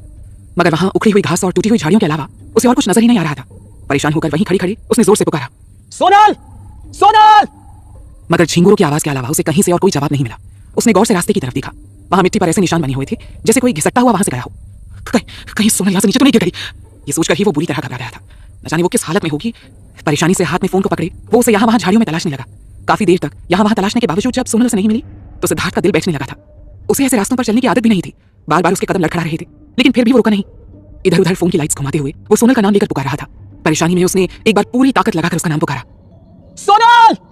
और इस बार उसे किसी की धीमी सी आवाज सुनाई दी, सिद्धार्थ! सिद्धार्थ को पहचानने में देर नहीं लगी कि यह आवाज सोनल की ही थी, मगर अब भी उसे समझ में नहीं आ रहा था कि कहां से वो आवाज लगा रही है। लगातार अपने फोन की लाइट्स घुमाते हुए वो उसे खोजने की कोशिश कर रहा था। दूसरी तरफ सोनल पहले तो श्योर नहीं थी कि ये सिद्धार्थ है या कोई और, मगर जब सिद्धार्थ ने 2-3 बार उसका नाम लेकर उसे पुकारा तो उसका सारा शक दूर हो गया। सिद्धार्थ, मैं यहाँ हूँ, सिद्धार्थ! उसने आवाज लगाकर उसका ध्यान अपनी तरफ खींचने की कोशिश की। सूखे पत्तों पर सिद्धार्थ के चलने की आवाज उस सुनसान जगह पर गूंज रही थी। सोनल की आवाज सुनकर वो एक पल के लिए रुक गया था, फिर वो उसकी आवाज की डायरेक्शन में बढ़ने लगा। सिद्धार्थ अभी सोनल से कुछ दूरी पर ही थी जब अचानक उसका पैर किसी पत्थर से टकराया और वो जमीन पर गिर गया। गुस्से में उसने उस पत्थर को एक ठोकर मारी और वापस सोनल की तरफ बढ़ने लगा। इतने सारे पेड़ों और झाड़ियों के बीच उसे सोनल को खोजने में काफी मुश्किल हो रही थी, तो उसने आवाज लगाते हुए पूछा, Sonal, where are you? Siddharth, मैं यहाँ हूँ, सिद्धार्थ, मैं यहाँ हूँ। सोनल ने हवा में अपना हाथ लहराते हुए कहा। हालांकि वो भी जानती थी कि सिद्धार्थ उसका इशारा देख नहीं पा रहा था। उसकी आवाज सुनकर सिद्धार्थ ने तेजी से अपने कदम उस तरफ बढ़ा दिए थे। सोनल को अब उसके तेज कदमों की आहट करीब और करीब आती हुई महसूस हो रही थी और इसी के साथ उसकी सारी परेशानी और डर उससे दूर होती जा रही थी। सोनल की आवाज का पीछा करते हुए सिद्धार्थ एक पेड़ के करीब पहुंच गया था। वहां पहुंचकर उसने मोबाइल की फ्लैशलाइट की रोशनी सोनल के ऊपर डाली तो वो एकदम से शॉक रह गया। जमीन पर सोनल बहुत ही बुरी हालत में बैठी हुई थी। उसके सारे कपड़ों में मिट्टी लगी हुई थी, हाथ पैरों और चेहरे पर जगह जगह खरोंच और चोट के निशान नजर आ रहे थे। उसे सिर्फ देखकर एक तरफ तो जहां वो खुश था, वहीं उसकी ऐसी हालत देखकर सिद्धार्थ को रोना भी आ रहा था। मन ही मन वो उस लम्हे को कोस रहा था जब उसे नींद आ गई थी। अगर वो सोया नहीं होता ना तो सोनल अकेली कभी यहाँ नहीं आती और ना ही उसकी ऐसी हालत होती। उसने एक बार अपने पीछे के रास्ते पर नजर डाली जहां से वो अभी अभी आया था। सड़क से वो अब भी काफी दूर थे। उसने सोनल की तरफ देखा जो अपनी आंखों में आंसू भरे उसकी तरफ मुस्कुराते हुए देख रही थी। कुछ पलों तक तो उन दोनों में से कोई भी कुछ नहीं बोल पाया। आखिर में सिद्धार्थ ने ही चुप्पी तोड़ते हुए पूछा, तुम ठीक हो? सोनल ने हंसते हुए अपने आंसू पूछे और हाँ में सिर हिला दिया। पहले तो उसे इस बात पर हैरानी हो रही थी कि आखिर सिद्धार्थ को कैसे पता चला कि वो यहाँ पर है। अगर वो उसे खोजने भी आता तो सबसे पहले शांति भवन जाता, ना कि यूं रास्ते में उसे आवाज लगाते हुए ढूंढता फिरता। मगर जब उसने उसके हाथों में अपना फोन देखा तो उसे समझ में आ गया कि इस फोन की वजह से ही सिद्धार्थ रुककर रास्ते में ही उसे खोजने लगा था। तुम चल पाओगी? सिद्धार्थ ने उसे सहारा देकर खड़ा करते हुए पूछा। हाँ, मैं ठीक हूँ, कहते हुए सोनल भी उठकर खड़ी हो गई। लेकिन अब भी उसकी पीठ और कमर में दर्द था। लेकिन इतनी देर तक बैठे रहने के बाद ये दर्द काफी कम हो चुका था। सिद्धार्थ पहले ही काफी थका हुआ था, ऊपर से वो उसे इतनी देर से खोजता हुआ यहाँ तक भी आया था। इसलिए उसने डिसाइड किया कि थोड़ा बहुत दर्द अगर होगा भी तो वो उसे इग्नोर करके उसके साथ चलकर नीचे तक जाएगी। उसकी बात सुनकर सिद्धार्थ थोड़ा रिलैक्स नजर आ रहा था। यहाँ ज्यादा देर तक रुकना सही नहीं है, बहुत सारे सांप यहाँ जंगल में घूम रहे हैं, हमें जल्दी से यहाँ से निकल जाना चाहिए। कहते हुए सिद्धार्थ ने उसका हाथ पकड़कर आगे बढ़ने की कोशिश की। सोनल ने जैसे ही अपना एक कदम आगे बढ़ाया, दर्द की एक तेज लहर के साथ उसके मुंह से एक हल्की सी कराह निकल गई। उसकी आवाज सुनकर सिद्धार्थ ने घबराहट में उसे ऊपर से नीचे तक देखते हुए पूछा, क्या हुआ? तुम ठीक तो हो? मैं ठीक हूँ, सोनल ने जल्दी से जवाब दिया। तो फिर तुम इतनी तकलीफ में क्यों लग रही हो? प्लीज सोनल, सच सच बताओ मुझे क्या बात है? उसने परेशानी से उसकी तरफ देखते हुए पूछा। वो मेरे कमर में बहुत जोर से चोट लगी थी, इसलिए मुझे चलने में प्रॉब्लम हो रही है थोड़ी सी। आउच। सोनल ने अपना सिर झुकाते हुए जवाब दिया। सिद्धार्थ ने एक बार उस पेड़ की तरफ देखा जहां पर सोनल इतनी देर से बैठी हुई थी। उसे समझते देर नहीं लगी कि सोनल ढलान से फिसलते हुए सीधे इस पेड़ से आकर टकराई होगी। उसकी चोट और दर्द सिद्धार्थ को इस वक्त अपने दिल पर महसूस हो रही थी। तुमने पहले क्यों नहीं बताया? ऐसी हालत में इतनी दूर तक चलकर जाने की प्लानिंग कर रही थी ना तुम? तुम्हारी नहीं हरकतों की वजह से ना मैं तुम्हें स्टूपिड कहता हूं। सिद्धार्थ ने थोड़ी नाराजगी के साथ उसे देखते हुए कहा, अब बिल्कुल भी हिलने की जरूरत नहीं है, ठीक है? मैं तुम्हें उठाकर नीचे लेकर जाऊंगा और यहाँ से जाने के बाद तुम सबसे पहले अमन के पास जाओगी। वो बहुत अच्छा डॉक्टर है, आई एम श्योर कल तक उसकी दवाइयों से तुम एकदम ठीक हो जाओगी। कहते हुए वो उसे गोद में उठाने के लिए झुका। सोनल ने जैसे ही टर्न करने की कोशिश की, सिद्धार्थ ने दबी हुई आवाज में उसे रोकते हुए कहा, हिलना मत। सोनल उसकी बात सुनकर चौंक गई। उसकी समझ में नहीं आ रहा था कि सिद्धार्थ क्या करने की कोशिश कर रहा था। उसने उसकी तरफ देखा मगर सिद्धार्थ की नजरें लगातार उसके पीछे की तरफ टिकी हुई थी और उसी वक्त पत्तियों पर सरसराहट के साथ एक हल्की सी हिस की आवाज उसके कानों से टकराई। सोनल का दिल जोरों से धड़कने लगा। सिद्धार्थ, क्या है वहां पर? उसने कांपती हुई आवाज में पूछा। आवाज मत करो। सिद्धार्थ ने जितना हो सके उतनी धीमी आवाज में कहा। इसके साथ ही सोनल को अपने पास जमीन पर एक तेज सरसराहट महसूस हुई। उसने फोन की लाइट में नीचे की तरफ देखा। उसके पैरों के पास एक बड़ा सा काला सांप निकलकर सरकते हुए सिद्धार्थ के पीछे चला गया। घबराहट के मारे सोनल की आंखें खुली की खुली रह गई। उसके हाथ पैर बुरी तरह कांप रहे थे। सांपों से उसे बहुत ज्यादा डर लगता था। उसके मुंह से एक चीख निकलते निकलते रह गई। घबराहट में उसने अपने मुंह को अपने हाथ से कसकर बंद कर लिया, कहीं उसकी किसी भी तरह की आवाज से वो सांप अट्रैक्ट होकर वापस उसकी तरफ ना आ जाए। अपनी पलकें झपकाते हुए उसने एक बार उस तरफ नजर डाली। सांप सरकते हुए धीरे धीरे झाड़ियों में गुम हो गया था। उसके जाते ही सोनल ने राहत की सांस ली। उसकी धड़कनें अब भी एकदम तेज थीं और उसके माथे पर से पसीने की बूंदें टपकने लगी थी। डोंट वरी, सब ठीक है, सिद्धार्थ ने उसे रिलैक्स करते हुए कहा। सोनल इतनी देर से यहाँ अकेली बैठी हुई थी। तब अंधेरे में न जाने कितने सारे सांप उसकी बगल से होकर गुजरे होंगे, ये सोचकर ही उसकी रूह तक कांप गई थी। अब जब उसने अपनी आंखों से यहाँ पर इतने बड़े डरावने सांप को देख लिया था तो अब उसके लिए यहाँ एक पल भी और रुकना मुश्किल हो रहा था। सिद्धार्थ, हमें बस यहाँ से निकलना चाहिए, सोनल ने घबराहट से भरी एक नजर झाड़ियों की तरफ डालते हुए कहा। तुम चल पाओगी? उसे आगे बढ़ते देख सिद्धार्थ ने परेशानी से उसकी तरफ देखते हुए पूछा। सोनल ने तुरंत हाँ में अपना सिर हिलाते हुए जवाब दिया। हाँ, मैं चल सकती हूँ। सिद्धार्थ को पहले तो उसकी बात पर यकीन नहीं हुआ, मगर जब उसने देखा सोनल सचमुच उसके साथ चलने के लिए तैयार हो गई है तो उसने आगे की तरफ बढ़ते हुए कहा, ठीक है, लेकिन आराम से चलना और मेरा हाथ पकड़ कर रखना, दोबारा यहाँ से नीचे गिरने की तो सोचना भी मत। सोनल के चेहरे पर उसकी बात सुनकर स्माइल आ गई थी। उसने नीचे की तरफ झुकते हुए अपनी हील्स खोलकर हाथ में ले लिए। इस रास्ते पर हील्स पहनकर चलने में उसे काफी मुश्किल आ रही थी। सिद्धार्थ दोनों फोन्स को साथ में रखते हुए उनकी लाइट्स में से रास्ता दिखाते हुए आगे चल रहा था। उसके पीछे पीछे सोनल भी आ रही थी। सिद्धार्थ के आ जाने के बाद सोनल को ना तो इन पेड़ों और ना ही किसी परछाइयां सांप बिच्छू से अब डर लग रहा था। धीरे धीरे कदम बढ़ाते हुए वो सिद्धार्थ के साथ आगे की तरफ बढ़ रही थी। सिद्धार्थ भी काफी धीरे धीरे चल रहा था, लेकिन इसके बावजूद एक एक कदम आगे बढ़ाने में सोनल को बहुत तकलीफ हो रही थी। हर कदम के साथ पैरों और कमर की मसल्स खींचने पर उसे तेज दर्द का एहसास हो रहा था, मगर उसने अपने एक हाथ से अपने मुंह को बंद कर रखा था ताकि गलती से भी उसके मुंह से इस बार कोई आवाज ना निकले। काफी देर तक चलने के बावजूद भी वो अब तक गाड़ी के पास नहीं पहुंच पाए थे। शायद दर्द की वजह से आज सोनल को ये छोटा सा रास्ता भी मीलों लंबा महसूस हो रहा था। चलते चलते सोनल को महसूस हुआ कि अचानक से सिद्धार्थ की रफ्तार धीमी होने लगी है। अचानक से काफी थका हुआ सा लगने लगा था वो। सोनल ने उसका जो हाथ पकड़ रखा था वो भी अब काफी गर्म हो गया था। सिद्धार्थ, सोनल ने उसे पीछे से पुकारा। सिद्धार्थ ने धीरे से जवाब दिया, तुम थक गए हो क्या? सोनल ने फिक्र के साथ उसकी तरफ देखते हुए पूछा। सिद्धार्थ काफी रईस फैमिली से ताल्लुक रखता था। घर से थोड़ी सी दूर तक जाने के लिए भी वो कार ही यूज करता था। सुबह जॉगिंग करने के अलावा ही वो शायद कभी अपनी पूरी जिंदगी में इतना पैदल चला होगा, और फिर ये रास्ता तो वैसे ही काफी मुश्किल था। न जाने कितनी देर से वो सोनल को यहाँ वहां खोज रहा था। ऑब्वियसली वो बहुत थक गया होगा। क्यों पूछ रही हो? सिद्धार्थ ने थकी हुई आवाज में उससे पूछा। तुम्हारे हाथ बहुत गर्म है, तुम्हें फीवर है, और फिर तुम्हारी आवाज भी बहुत कमजोर लग रही है सिद्धार्थ। तुम ठीक तो हो? सोनल ने परेशानी भरी आवाज में पूछा। हाँ, इतनी देर से तुम्हारी तलाश में यहाँ वहां भटक रहा हूँ, कभी खुद भी इतना चलकर देखो। सिद्धार्थ ने उसकी बात को हंसी में उड़ाते हुए कहा, मगर सोनल को उसकी बातों पर यकीन नहीं हुआ। साथ ही उसे बहुत बुरा भी लग रहा था कि उसकी वजह से सिद्धार्थ को कितनी सारी परेशानियां झेलनी पड़ रही थी। आज उसे लग रहा था जैसे वो सिद्धार्थ के लिए मुसीबत से ज्यादा और कुछ नहीं है। उसकी वजह से वो 3 रातों तक जागकर काम करता रहा, और अब जब वो फाइनली घर जाकर आराम कर सकता था तब भी वो उसके साथ यहाँ तक आ गया। यहाँ भी खुद को इंजोर करके सोनल ने सिद्धार्थ के लिए एक और नई मुश्किल खड़ी कर दी थी। आई एम सॉरी सिद्धार्थ, सब मेरी गलती है, मुझे यहाँ आना ही नहीं चाहिए था। सोनल ने एकदम साथ होते हुए कहा, मगर इस बार सिद्धार्थ ने कोई जवाब नहीं दिया।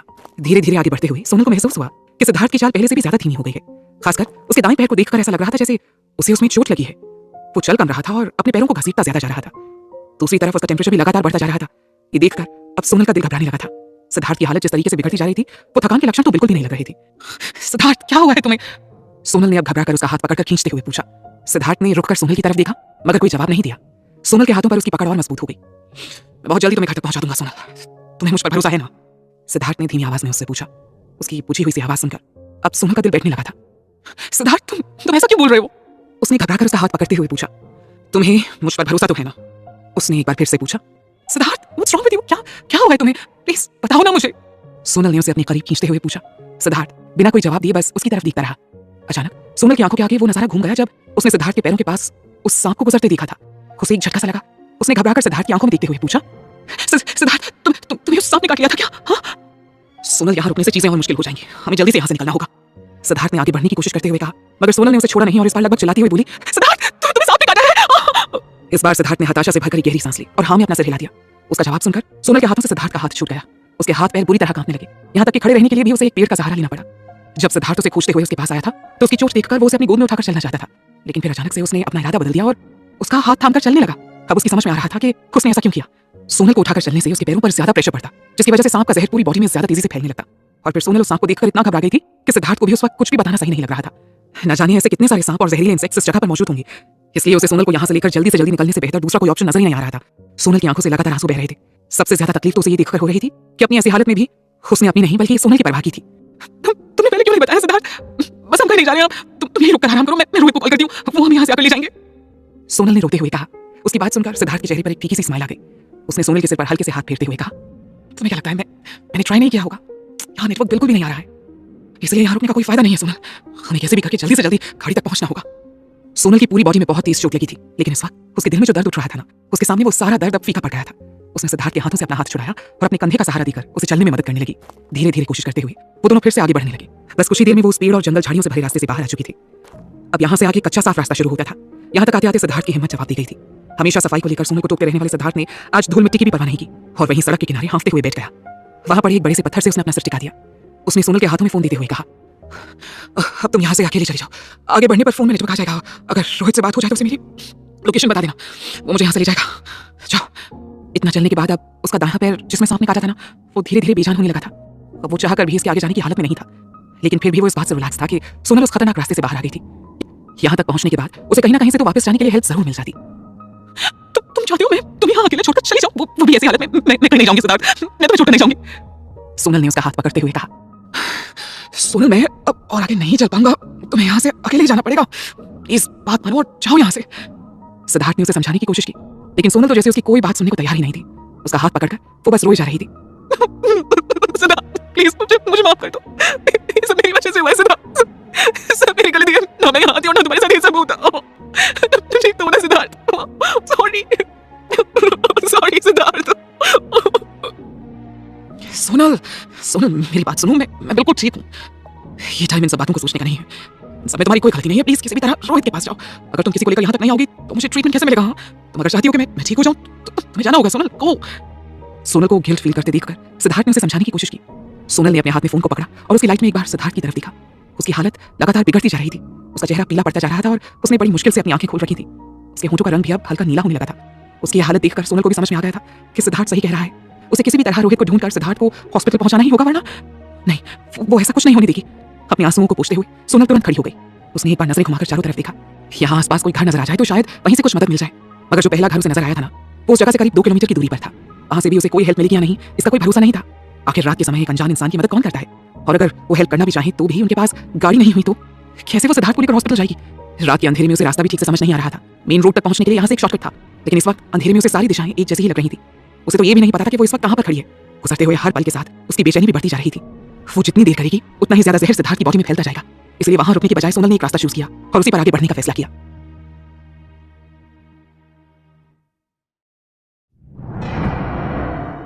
जाने से पहले सोनल ने सिद्धार्थ की तरफ देखते हुए कहा, सिद्धार्थ मैं जा रही हूँ, तुम प्लीज हिम्मत मत हारना, ओके?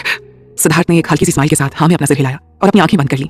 सोनल ने अपने हाथों में पकड़ी हुई अपनी हील्स वहीं जमीन पर फेंक दी और पूरी ताकत के साथ एक तरफ दौड़ गई। पैरों में शूज ना होने के कारण नुकीले पत्थर और कंकड़ उसके पैरों में बुरी तरह चुभ रहे थे। तेजी से दौड़ने के कारण उसकी कमर और पैरों के चोट का दर्द अब पूरी तरह उभरकर महसूस होने लगा था, लेकिन उसके पास अब इन सब की परवाह करने का बिल्कुल भी वक्त नहीं था। दौड़ते हुए एक जगह रुककर उसने अपने फोन को ऊपर हवा में उठाया और सिग्नल चेक किया। अभी भी फोन में नेटवर्क नहीं आ रहा था। वो और आगे काफी दूर तक दौड़ गई। एक बार फिर से रुककर उसने नेटवर्क चेक किया, मगर अब भी वही रिजल्ट था। बैटरी सेव करने के लिए उसने फोन की फ्लैशलाइट ऑफ कर दी थी। दूर दूर तक घने अंधेरे और सन्नाटे के अलावा और कुछ भी नजर नहीं आ रहा था। ना जाने वो सड़क से कितनी दूर थी, वो सही रास्ते पर जा भी रही थी या नहीं, ये भी उसे नहीं मालूम था। सिद्धार्थ की फिक्र, अंधेरे का डर, रोहित को ना खोज पाने की डिसअपॉइंटमेंट, इन सबसे सोनल की हिम्मत टूटने लगी थी। अंधेरे में उसने एक कदम आगे बढ़ाया और एक बेहद नुकीले पत्थर पर उसका पैर पड़ गया। वो खुद को संभाल नहीं पाई और लड़खड़ाते हुए जमीन पर गिर गई। दोबारा गिरने की वजह से उसकी चोट का दर्द और ताजा हो गया। उसे ऐसा फील हो रहा था जैसे उसके पैरों की हड्डियां टूट गई हैं। नंगे पैर दौड़ने की वजह से उसके पैरों में बहुत ज्यादा चुभ रही थी। सोनल ने दर्द को बर्दाश्त करने की कोशिश में कसकर अपनी आंखें बंद कर ली। उसकी आंखों के सामने सिद्धार्थ का चेहरा घूम गया। ना तो उसे रास्ते का पता था और ना ही मालूम था कि उसके फोन में नेटवर्क कब आएगा। वो सिर्फ अंधेरे में तीर मारने की कोशिश कर रही थी और फिर उसे ये भी अंदाजा नहीं था कि सिद्धार्थ को जिस सांप ने काटा था वो कितना जहरीला था। ऐसे में अगर उसके रोहित को खोजने से पहले ही सिद्धार्थ को कुछ नहीं, वो ऐसे यहाँ अपना वक्त बर्बाद नहीं कर सकती थी। ये सोचकर अगले ही पल अपना सारा दर्द भूलकर सोनल तुरंत उठकर खड़ी हो गई। कुछ सोचकर उसने वापस उसी रास्ते की तरफ दौड़ लगा दी जहां इस वक्त सिद्धार्थ था। सिद्धार्थ ने उसके लिए जो कुछ भी किया था उसका एहसान तो वो शायद अपनी जिंदगी देकर भी चुका नहीं सकती थी। सोनल के लिए उसकी जान बचाने से ज्यादा इंपॉर्टेंट और कुछ नहीं था। सिद्धार्थ अभी भी होश में था, लेकिन वो अपनी आंखें मुश्किल से ही खुली रख पा रहा था। जब उसने अपने पास किसी के कदमों की आहट महसूस की तो उसने चौंकते हुए उठकर देखा। सोनल को अकेला वापस आया देखकर उसने हैरानी से पूछा, तुम वापस क्यों आ गई? मगर सोनल ने कोई जवाब नहीं दिया। इतनी दूर तक दौड़ने की वजह से उसकी सांसें एकदम तेज चल रही थी। कुछ पलों तक वो चुपचाप सिद्धार्थ की तरफ देखती रही, फिर तेजी से उसके सामने आकर घुटनों के बल जमीन पर बैठ गई। उसने सिद्धार्थ का दायां पैर अपने पैर पर रख लिया और उसके ट्राउजर को ऊपर की तरफ फोल्ड करते हुए उस जगह को अनकवर किया जहां पर स्नेक ने उसे बाइट किया था। उसके पैर पर नीला सा निशान पड़ गया था जिसमें अब हल्की सी सूजन भी नजर आ रही थी। सोनल की आंखों में आंसू आ गए थे। तुम क्या कर रही हो? हाँ? सिद्धार्थ ने घबराते हुए उसके हाथों से अपना पैर छुड़ाने की कोशिश की, लेकिन अब तक सोनल ने अपना मुंह उसके पैरों से लगा दिया था। सिद्धार्थ के आगे कुछ भी बोलने से पहले ही उसने सीधे उस निशान पर से खून चूसना शुरू कर दिया था। अब तक सिद्धार्थ का पैर लगभग बेजान हो चुका था। अपने पैर पर सोनल की किसी भी एक्टिविटी को वो महसूस नहीं कर पा रहा था, लेकिन जो कुछ वो कर रही थी उससे वो शॉक जरूर रह गया था। सोनल ने उसकी बात का कोई जवाब नहीं दिया और उसके पैरों से खून चूसकर वहीं जमीन पर थूकने लगी। सिद्धार्थ खुद अपने पैरों को मूव नहीं कर पा रहा था, इसलिए उसने अपने हाथों का यूज करते हुए सोनल से अपना पैर छुड़ाने की कोशिश की, लेकिन सोनल ने उसके पैरों पर अपनी पकड़ मजबूत कर दी और उसका खून चूसकर फेंकना जारी रखा। एक पल को रुककर उसने बोलना शुरू किया, सिद्धार्थ मैं रोहित को खोजने गई थी लेकिन उसे खोज नहीं पाई। पता नहीं इस बात कितना वक्त लग जाता। मेरे पास उतना वक्त नहीं था। पहले तुम्हारी बॉडी से जहर को निकालना ज्यादा जरूरी है। फिर हम साथ में रोहित को खोजने जाएंगे, ओके? तुम्हें जरा सा भी अंदाजा है अगर मैंने ऐसा नहीं किया तो तुम्हारे साथ क्या हो सकता है? सिद्धार्थ मन ही मन उसके ऊपर झल्ला रहा था। ऑफ कोर्स उसने सोच समझकर ही उसे रोहित के पास जाने को कहा था। वो भी चाहता था कि सोनल उसे हॉस्पिटल लेकर जाने में उसकी हेल्प करे, लेकिन वो ऐसा कुछ करेगी ये उसने कभी नहीं सोचा था। उसने एक नजर सोनल के ऊपर डाली जो अभी उसकी बॉडी से जहरीला खून चूसकर निकालने की कोशिश कर रही थी। ये सवाल तुम मुझसे पूछ रही हो? तुम्हें खुद जरा सा भी अंदाजा है तुम्हारे ऐसा करने से तुम्हारे साथ क्या हो सकता है? अगर वो सांप वाकई ज्यादा जहरीला हुआ तो मेरे ब्लड को सक करने की वजह से तुम्हारी खुद की बॉडी में भी तो जहर अटैक कर जाएगा। इडियट, छोड़ो मुझे। सिद्धार्थ ने उसे डांटते हुए कहा, मुझे फर्क नहीं पड़ता। सोनल ने मुस्कुराते हुए उसकी तरफ देखकर कहा, तुम ठीक हो जाओगे तो तुम सब ठीक कर दोगे हमेशा की तरह। और हाँ, मुझे तुम पर पूरा भरोसा है सिद्धार्थ। हम दोनों यहाँ से एक साथ घर जाएंगे, वो भी सही सलामत। उसकी बात सुनकर सिद्धार्थ का दिल भर आया था। उसे समझ ही नहीं आ रहा था कि सोनल की इस मासूमियत पर वो हंसे या उसे डांट लगाए। तुम्हें ये सब करने की जरूरत नहीं है। तुम चाहती हो मैं तुम्हारे साथ चलूं, ठीक है? मैं भी तुम्हारे साथ चलता हूँ। सिद्धार्थ ने खड़ी होने की कोशिश करते हुए कहा, बिल्कुल नहीं। जब तक मैं तुम्हारी बॉडी से सारा जहर नहीं निकाल देती ना, मैं तुम्हें यहाँ से कहीं नहीं जाने दूंगी। मैं तुम्हें यहाँ से हिलने भी नहीं दूंगी, समझे तुम? कहते हुए सोनल ने वापस पकड़कर उसे जबरदस्ती बिठा दिया। सिद्धार्थ, मैं हमेशा तुम्हारी बात मानती हूँ, लेकिन बस आज के लिए तो मेरी बात मान लो।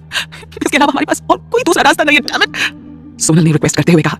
सिद्धार्थ को भी लगा कि शायद सोनल सही कह रही है। ये रिस्क लेने के अलावा उनके पास और कोई ऑप्शन भी नहीं था। सोनल ने अपना हाथ बढ़ाकर सिद्धार्थ के पैर पर एक चुंटी काटी। कुछ फील हो रहा है तुम्हें? उसने सिद्धार्थ की तरफ देखते हुए पूछा। सिद्धार्थ ने हाँ में अपनी गर्दन हिला दी। सोनल ने थोड़ा और नीचे की तरफ चुंटी काटते हुए कहा, यहाँ। सिद्धार्थ ने फिर से हाँ में अपनी गर्दन हिलाई। उसके बेजान पैरों में अब धीरे धीरे जान आने लगी थी। ये देखकर सोनल के चेहरे पर अब फाइनली खुशी नजर आने लगी थी। जहर का असर कम होने लगा था। उसने सिद्धार्थ को हाथ का सहारा देकर ठीक से बिठाते हुए कहा, अपनी शर्ट उतारो। क्या? अरे ऐसी हालत में तुम्हें रोमांस सूझ रहा है? ऐसे सुनसान बियाबान जंगल में एक अकेले लड़के का फायदा उठाना चाहती हो तुम? Very bad Sonal, very bad. Siddharth ने बुरा सा मुंह बनाते हुए कहा। सोनल ने उसे हैरानी से देखा और फिर उसके सिर पर हल्के से मारती हुई बोली, ऐसी हालत में भी ऐसी बात आती कहां से तुम्हारे दिमाग में? मेरे पास और कोई दूसरा कपड़ा नहीं है जिससे मैं तुम्हारे पैरों को बांध सकूं। इस जहर को तुम्हारी बॉडी में फैलने से रोकना जरूरी है। अपनी शर्ट मुझे दो, मैं उसे तुम्हारे पैर पर बांध देती हूं। ओ, पहले बताना चाहिए था ना। कहते हुए उसने अपनी शर्ट खोलनी शुरू की, मगर उसकी स्पीड काफी स्लो थी। उसे बहुत वीकनेस फील हो रही थी। ये देखकर सोनल ने खुद ही जल्दी से उसकी शर्ट उतारी और 2-3 बार लपेटते हुए उसे कसकर सिद्धार्थ के पैरों पर बांध दिया। इसके बाद वो एक बार फिर से उसके पैरों से खून चूसकर फेंकने लगी। आज पहली बार सिद्धार्थ ने सोनल का ये नया रूप देखा था। इससे पहले हमेशा बस वही उसकी हेल्प करता आया था, लेकिन आज ये पहली बार था जब सोनल उसकी हेल्प कर रही थी। अगर उसने आज समझदारी से काम नहीं लिया होता तो ना जाने अभी सिद्धार्थ किस हालत में होता। उसने एक बार अपने पैरों पर बंधी शर्ट की तरफ देखा और फिर उसकी नजरें सोनल के ऊपर जाकर टिक गईं, जो परेशानी से उसके पैरों से लगातार खून निकालने में बिजी थी। अपनी इस छोटी सी जिंदगी में आज पहली बार वो ऐसी किसी सिचुएशन में फंसा था जब उसकी जान पर बनाई थी, और ऐसे में खुद उसे भी समझ में नहीं आ रहा था कि उसे क्या करना चाहिए। उसका दायां पैर लगभग बेजान हो चुका था। जितनी भी बार सोनल उसके पैरों से खून निकालकर फेंकती, हर बार उसके दिल में सोनल के लिए एक अलग सी फीलिंग इंसर्ट होती जा रही थी। ना जाने कितनी देर तक वो उसे ऐसा करते हुए देखता रहा। अब ठीक है, सोनल की आवाज सुनकर सिद्धार्थ अपने ख्यालों से बाहर आया। खून का रंग बदलने लगा है। सोनल ने जमीन पर पड़े खून की तरफ देखते हुए कहा। इतनी देर से सिद्धार्थ के पैरों से जो काला खून निकल रहा था अब उसकी जगह लाल रंग ने ले ली थी। अब टेंशन की कोई बात नहीं है, सोनल ने अपने चेहरे पर एक बड़ी सी स्माइल लाते हुए कहा। सिद्धार्थ अब तक बस सोनल की तरफ ही देखे जा रहा था। उसे समझ में ही नहीं आ रहा था वो उसकी बातों पर कैसे रिएक्ट करे। ऐसा लग रहा था जैसे उसके पैरों के साथ साथ उसके दिमाग ने भी बिल्कुल काम करना बंद कर दिया है। हालांकि जहर का असर कम होने के बाद उसके पैरों का दर्द कम हो गया था। साथ ही अब वो अपने पैर को मूव भी कर पा रहा था। इतनी देर से उसका खून निकालते हुए सोनल भी थक गई थी। उसने सिद्धार्थ का पैर वापस जमीन पर रख दिया और वहीं उसके बगल में जमीन पर बैठ गई। यहीं बैठकर थोड़ी देर आराम करते हैं, फिर हम दोनों साथ में रोहित को खोजने चलेंगे, ओके? उसने आसमान की तरफ देखते हुए सिद्धार्थ से कहा। ओके। सिद्धार्थ ने भी अपने दोनों हाथ पीछे की तरफ जमीन पर टिकाते हुए आसमान की तरफ देखते हुए कहा। इतनी देर से सोनल के दिल में सिद्धार्थ को खो देने का जो डर था ना, वो अब लगभग दूर हो चुका था। उसकी जगह अब उसके होंठों पर एक राहत भरी मुस्कान आ गई थी। ओह, थैंक गॉड, आई होप अब सब ठीक हो जाए, सोनल ने सिद्धार्थ की तरफ देखते हुए कहा। सिद्धार्थ ने भी एक स्माइल के साथ उसे देखते हुए कहा। हालांकि उसकी बॉडी से जहर निकलने के लिए सोनल ने जो मेथड अपनाया था वो बहुत डेंजरस था, लेकिन उसे ठीक देखकर सिद्धार्थ भी रिलैक्स हो गया था। अभी अभी उसने जो किया था ना, उसके बारे में सोचते हुए सिद्धार्थ उसकी तरफ मुड़ते हुए बोला, थैंक। मगर वो अपनी बात पूरी नहीं कर पाया। सोनल के चेहरे की तरफ देखते हुए वो जैसे सारी दुनिया को ही भूल गया था। उसके होंठों पर अब भी सिद्धार्थ का खून लगा हुआ था। उसके कपड़ों और हाथों पैरों पर मिट्टी लगी हुई थी। बालों की लटें बिखरकर चेहरे पर आ गई थी। चेहरे और हाथों पर अनकाउंटेबल स्क्रैचेस नजर आ रहे थे। आसमान में चांद अपने पूरे रूप में निकलकर सोनल के ऊपर अपनी रोशनी बिखेर रहा था। एक हल्की हवा के झोंके के साथ जास्मीन के फूलों की खुशबू हवा में बिखर गई। सिद्धार्थ को आज सोनल इस रूप में बेहद खूबसूरत नजर आ रही थी। सोनल की तरफ देखते हुए वो जैसे खुद को भी भूल गया था। उसका दिल जोरों से धड़कने लगा था। आसपास की सारी आवाजें उसे जैसे सुनाई ही नहीं दे रही थी। उसे तो बस अपने दिल की धड़कनों की आवाज सुनाई दे रही थी, और हर एक धड़कन के साथ बस एक ही नाम सुनाई दे रहा था, सोनल। ना जाने कितनी देर तक वो ऐसे ही बैठा सोनल को देखता रहा। थोड़ी देर बाद जब फाइनली उसे रियलाइज हुआ कि वो दोनों अब भी यहाँ सड़क पर बैठे हुए हैं, तो उसने अपनी नजरें दूसरी तरफ घुमाते हुए कहा, सोनल। उसने चौंकते हुए सिद्धार्थ की तरफ देखा। Let's go. हाँ में अपना सिर हिलाते हुए सोनल उठकर खड़ी हो गई। उठने में मेरी हेल्प करोगी? सिद्धार्थ ने उसकी तरफ हाथ बढ़ाते हुए कहा। सोनल ने मुस्कुराते हुए हाँ में अपना सिर हिलाया और झुककर उठने में उसकी हेल्प करने लगी। काफी कोशिश के बाद सिद्धार्थ खड़ा हो गया, लेकिन अभी भी वो अपने दाएं पैर पर ज्यादा स्ट्रेस नहीं डाल पा रहा था, जिस वजह से उसका पूरा वेट उसके बाएं पैर पर आ गया था। तुम्हें भी चोट लगी थी ना? आई एम सॉरी, पर शायद तुम्हें चलने में भी मेरी हेल्प करनी पड़ेगी, सिद्धार्थ ने परेशान होते हुए कहा। उसने ये बात बड़ी मुश्किल से कही थी। उसने कभी नहीं सोचा था कि उसकी लाइफ में एक दिन ऐसा भी आएगा जब वो खुद सोनल के ऊपर बोझ बन जाएगा, वो भी तक जब सोनल खुद भी इंजूर है। इस बात के लिए उसे बहुत गिल्ट फील हो रहा था, लेकिन सोनल का सहारा लेने के अलावा उसके पास और कोई चॉइस भी नहीं थी। आखिर वो यहाँ सारी रात रुक नहीं सकते थे ना। सोनल से जितना हो सका उसने सिद्धार्थ की बॉडी में से जहर निकाल दिया था, लेकिन इसका ये मतलब बिल्कुल नहीं था कि उसकी बॉडी से जहर पूरी तरह निकल गया था। उसे अभी ट्रीटमेंट की जरूरत थी। आज अगर सोनल ने उसकी हेल्प नहीं की होती ना, तो शायद वो यहाँ अपने पैरों पर खड़ा भी नहीं हो पाता। सोनल ने उसकी बात सुनकर फिर से हाँ में अपना सिर हिलाया और उसे सहारा देकर चलने में हेल्प करने लगी। उसे चुप देखकर सिद्धार्थ को कुछ अजीब सा लगा। कब से बस सिर हिलाए जा रही हो, कुछ बोलो भी, या बस मैं ही अकेला बोलता रहूंगा? मगर उसकी इस बात पर भी कोई जवाब देने के बजाय सोनल ने बस अपना सिर हिला दिया। What's wrong with you? कुछ बोल क्यों नहीं रहे हो तुम? सिद्धार्थ ने परेशान होकर उसकी तरफ देखते हुए पूछा, मगर उसकी नजरों को अपनी तरफ देखकर सोनल ने अपना चेहरा दूसरी तरफ घुमा लिया। सोनल, मैंने कुछ पूछा है, जवाब तो मुझे। सिद्धार्थ ने अब थोड़ी सख्त आवाज में उससे कहा, मगर सोनल ने कोई जवाब नहीं दिया। उसे अपना चेहरा छिपाते हुए देखकर सिद्धार्थ अब पैनिक होने लगा था। अब बिना कुछ पूछे उसने एक झटके से सोनल का हाथ पकड़कर उसका चेहरा अपनी तरफ घुमा लिया, मगर उसकी हालत देखकर सिद्धार्थ एकदम से शॉक रह गया। सिद्धार्थ ने हैरानी से सोनल के चेहरे को देखते हुए पूछा, ये सब कैसे हुआ? सोनल के चेहरे पर पहले से ही बहुत सारे स्क्रैचेस लगे हुए थे, मगर इतनी देर तक रोते रहने और केयरलेस तरीके से आंसू पोंछने की वजह से वो सारे जख्म लाल होकर सूज गए थे, मगर उससे भी कहीं ज्यादा सोनल के लिप्स का बुरा हाल था। उसके लिप्स लाल होकर बुरी तरह सूज गए थे। उसके पतले से नाजुक होंठ इस वक्त किसी फूले हुए बलून से कम नहीं लग रहे थे। उसकी ये हालत देखकर सिद्धार्थ को रोना आ रहा था। जाहिर है उसके होंठों की ये हालत सिद्धार्थ के जहरीले खून को चूसने की वजह से हुई थी। सिद्धार्थ को अपनी तरफ देखता पाकर सोनल बहुत ज्यादा एम्बैरेस्ड हो रही थी। उसने अभी तक अपना चेहरा नहीं देखा था, लेकिन जब उसे अपने लिप्स के साथ कुछ गड़बड़ महसूस हुई तो उसने हाथ लगाकर देखा था। उसके लिप्स बुरी तरह सख्त होकर फूल गए थे। ऐसे में बिना मिरर देखे ही वो बता सकती थी कि इस वक्त वो बहुत ही बदसूरत दिख रही होगी। पहले ही उसने सिद्धार्थ के सामने अपना इतना खराब इंप्रेशन बना रखा था, मगर तब एटलीस्ट उसकी शक्ल तो ठीक ही दिखती थी ना। और आज सिद्धार्थ के सामने वो इतना फनी फेस लेकर खड़ी थी। उसका दिल तो कर रहा था कि दोनों हाथों से अपना चेहरा छुपा ले ताकि वो उसे देख ही ना पाए। उसने सिद्धार्थ के हाथों से अपना चेहरा छुड़ाने की कोशिश की, लेकिन कोई फायदा नहीं हुआ। सिद्धार्थ की पकड़ और मजबूत हो गई। उसने उसकी आंखों में देखते हुए पूछा, तुमने मुझे पहले क्यों नहीं बताया? उसकी आवाज में सोनल के लिए फिक्र और दर्द दोनों साफ साफ छलक रहे थे। इट्स ओके, मैं ठीक हूँ, सोनल ने अपना सिर झुकाते हुए धीरे से कहा। उसके लिप्स इतने बड़े हो गए थे कि उसके मुंह से क्लियर आवाज भी नहीं निकल पा रही थी। उसकी बात सुनकर सिद्धार्थ को उसके ऊपर गुस्सा तो बहुत आ रहा था, लेकिन उसने इस वक्त चुप रहना ही बेहतर समझा। सोनल की इतनी बुरी हालत थी, लेकिन फिर भी वो उसके लिए कुछ नहीं कर पा रहा था, इसलिए उसे खुद पर भी गुस्सा आ रहा था। डिसअपॉइंटमेंट में उसने कसकर अपनी आंखें बंद करते हुए गहरी सांस ली और बोला, लेट्स गो। इस वक्त जल्दी से जल्दी कार तक पहुंचने और फिर हॉस्पिटल जाने से ज्यादा इंपॉर्टेंट और कुछ भी नहीं था। सिद्धार्थ की इस वक्त जैसी हालत थी ना, उसमें वो अपने पैरों पर ज्यादा जोर नहीं दे पा रहा था। सोनल ने अपना एक हाथ उसके कंधे पर रखते हुए उसे सहारा देकर चलने में उसकी मदद की, लेकिन ऐसा करने में उसे खुद बेहद तेज दर्द हो रहा था।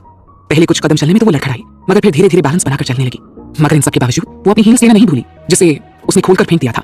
सिद्धार्थ ने इस वक्त अपने हाथ में फोन ले रखा था और उसकी फ्लैशलाइट्स के साथ सोनल को रास्ता दिखाते हुए चल रहा था। उसने जब सोनल के हाथों में वो सैंडल्स देखे तो हैरानी से पूछा, इसे क्यों साथ लेकर चल रही हो? फेंक तो इसे यहीं पर। उन दोनों को वैसे ही चलने में इतनी प्रॉब्लम हो रही थी। सोनल इन हाई हील सैंडल्स को पहन भी नहीं सकती थी, ऐसे में उन्हें साथ लेकर चलने का कोई मतलब ही नहीं था। मैं क्यों फेंकूं? इसे मैं अपने साथ लेकर जाऊंगी। सोनल ने रास्ते की तरफ कंसंट्रेट करते हुए जवाब दिया, फेंक दो सोनल, मैं तुम्हें नए सैंडल्स लाकर दे दूंगा। सिद्धार्थ ने उसे समझाने की कोशिश की।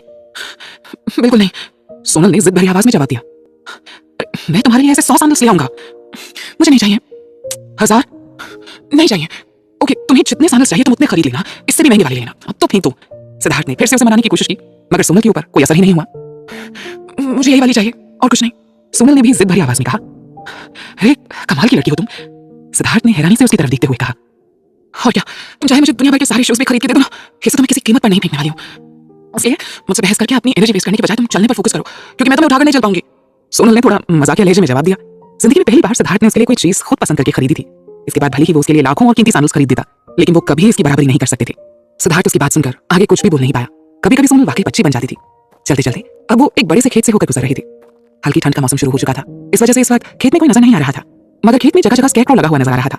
उसे देखकर सोनल ने सिद्धार्थ के कंधे से अपना हाथ हटा दिया और बोली, तुम एक मिनट रुको, मैं बस अभी आती हूँ। कहते हुए सोनल ने अपने हाथों में पकड़े अपने सैंडल्स वहीं जमीन पर रख दिए और खुद खेत के अंदर चली गई। सिद्धार्थ समझ ही नहीं पा रहा था कि वो क्या करने की कोशिश कर रही है।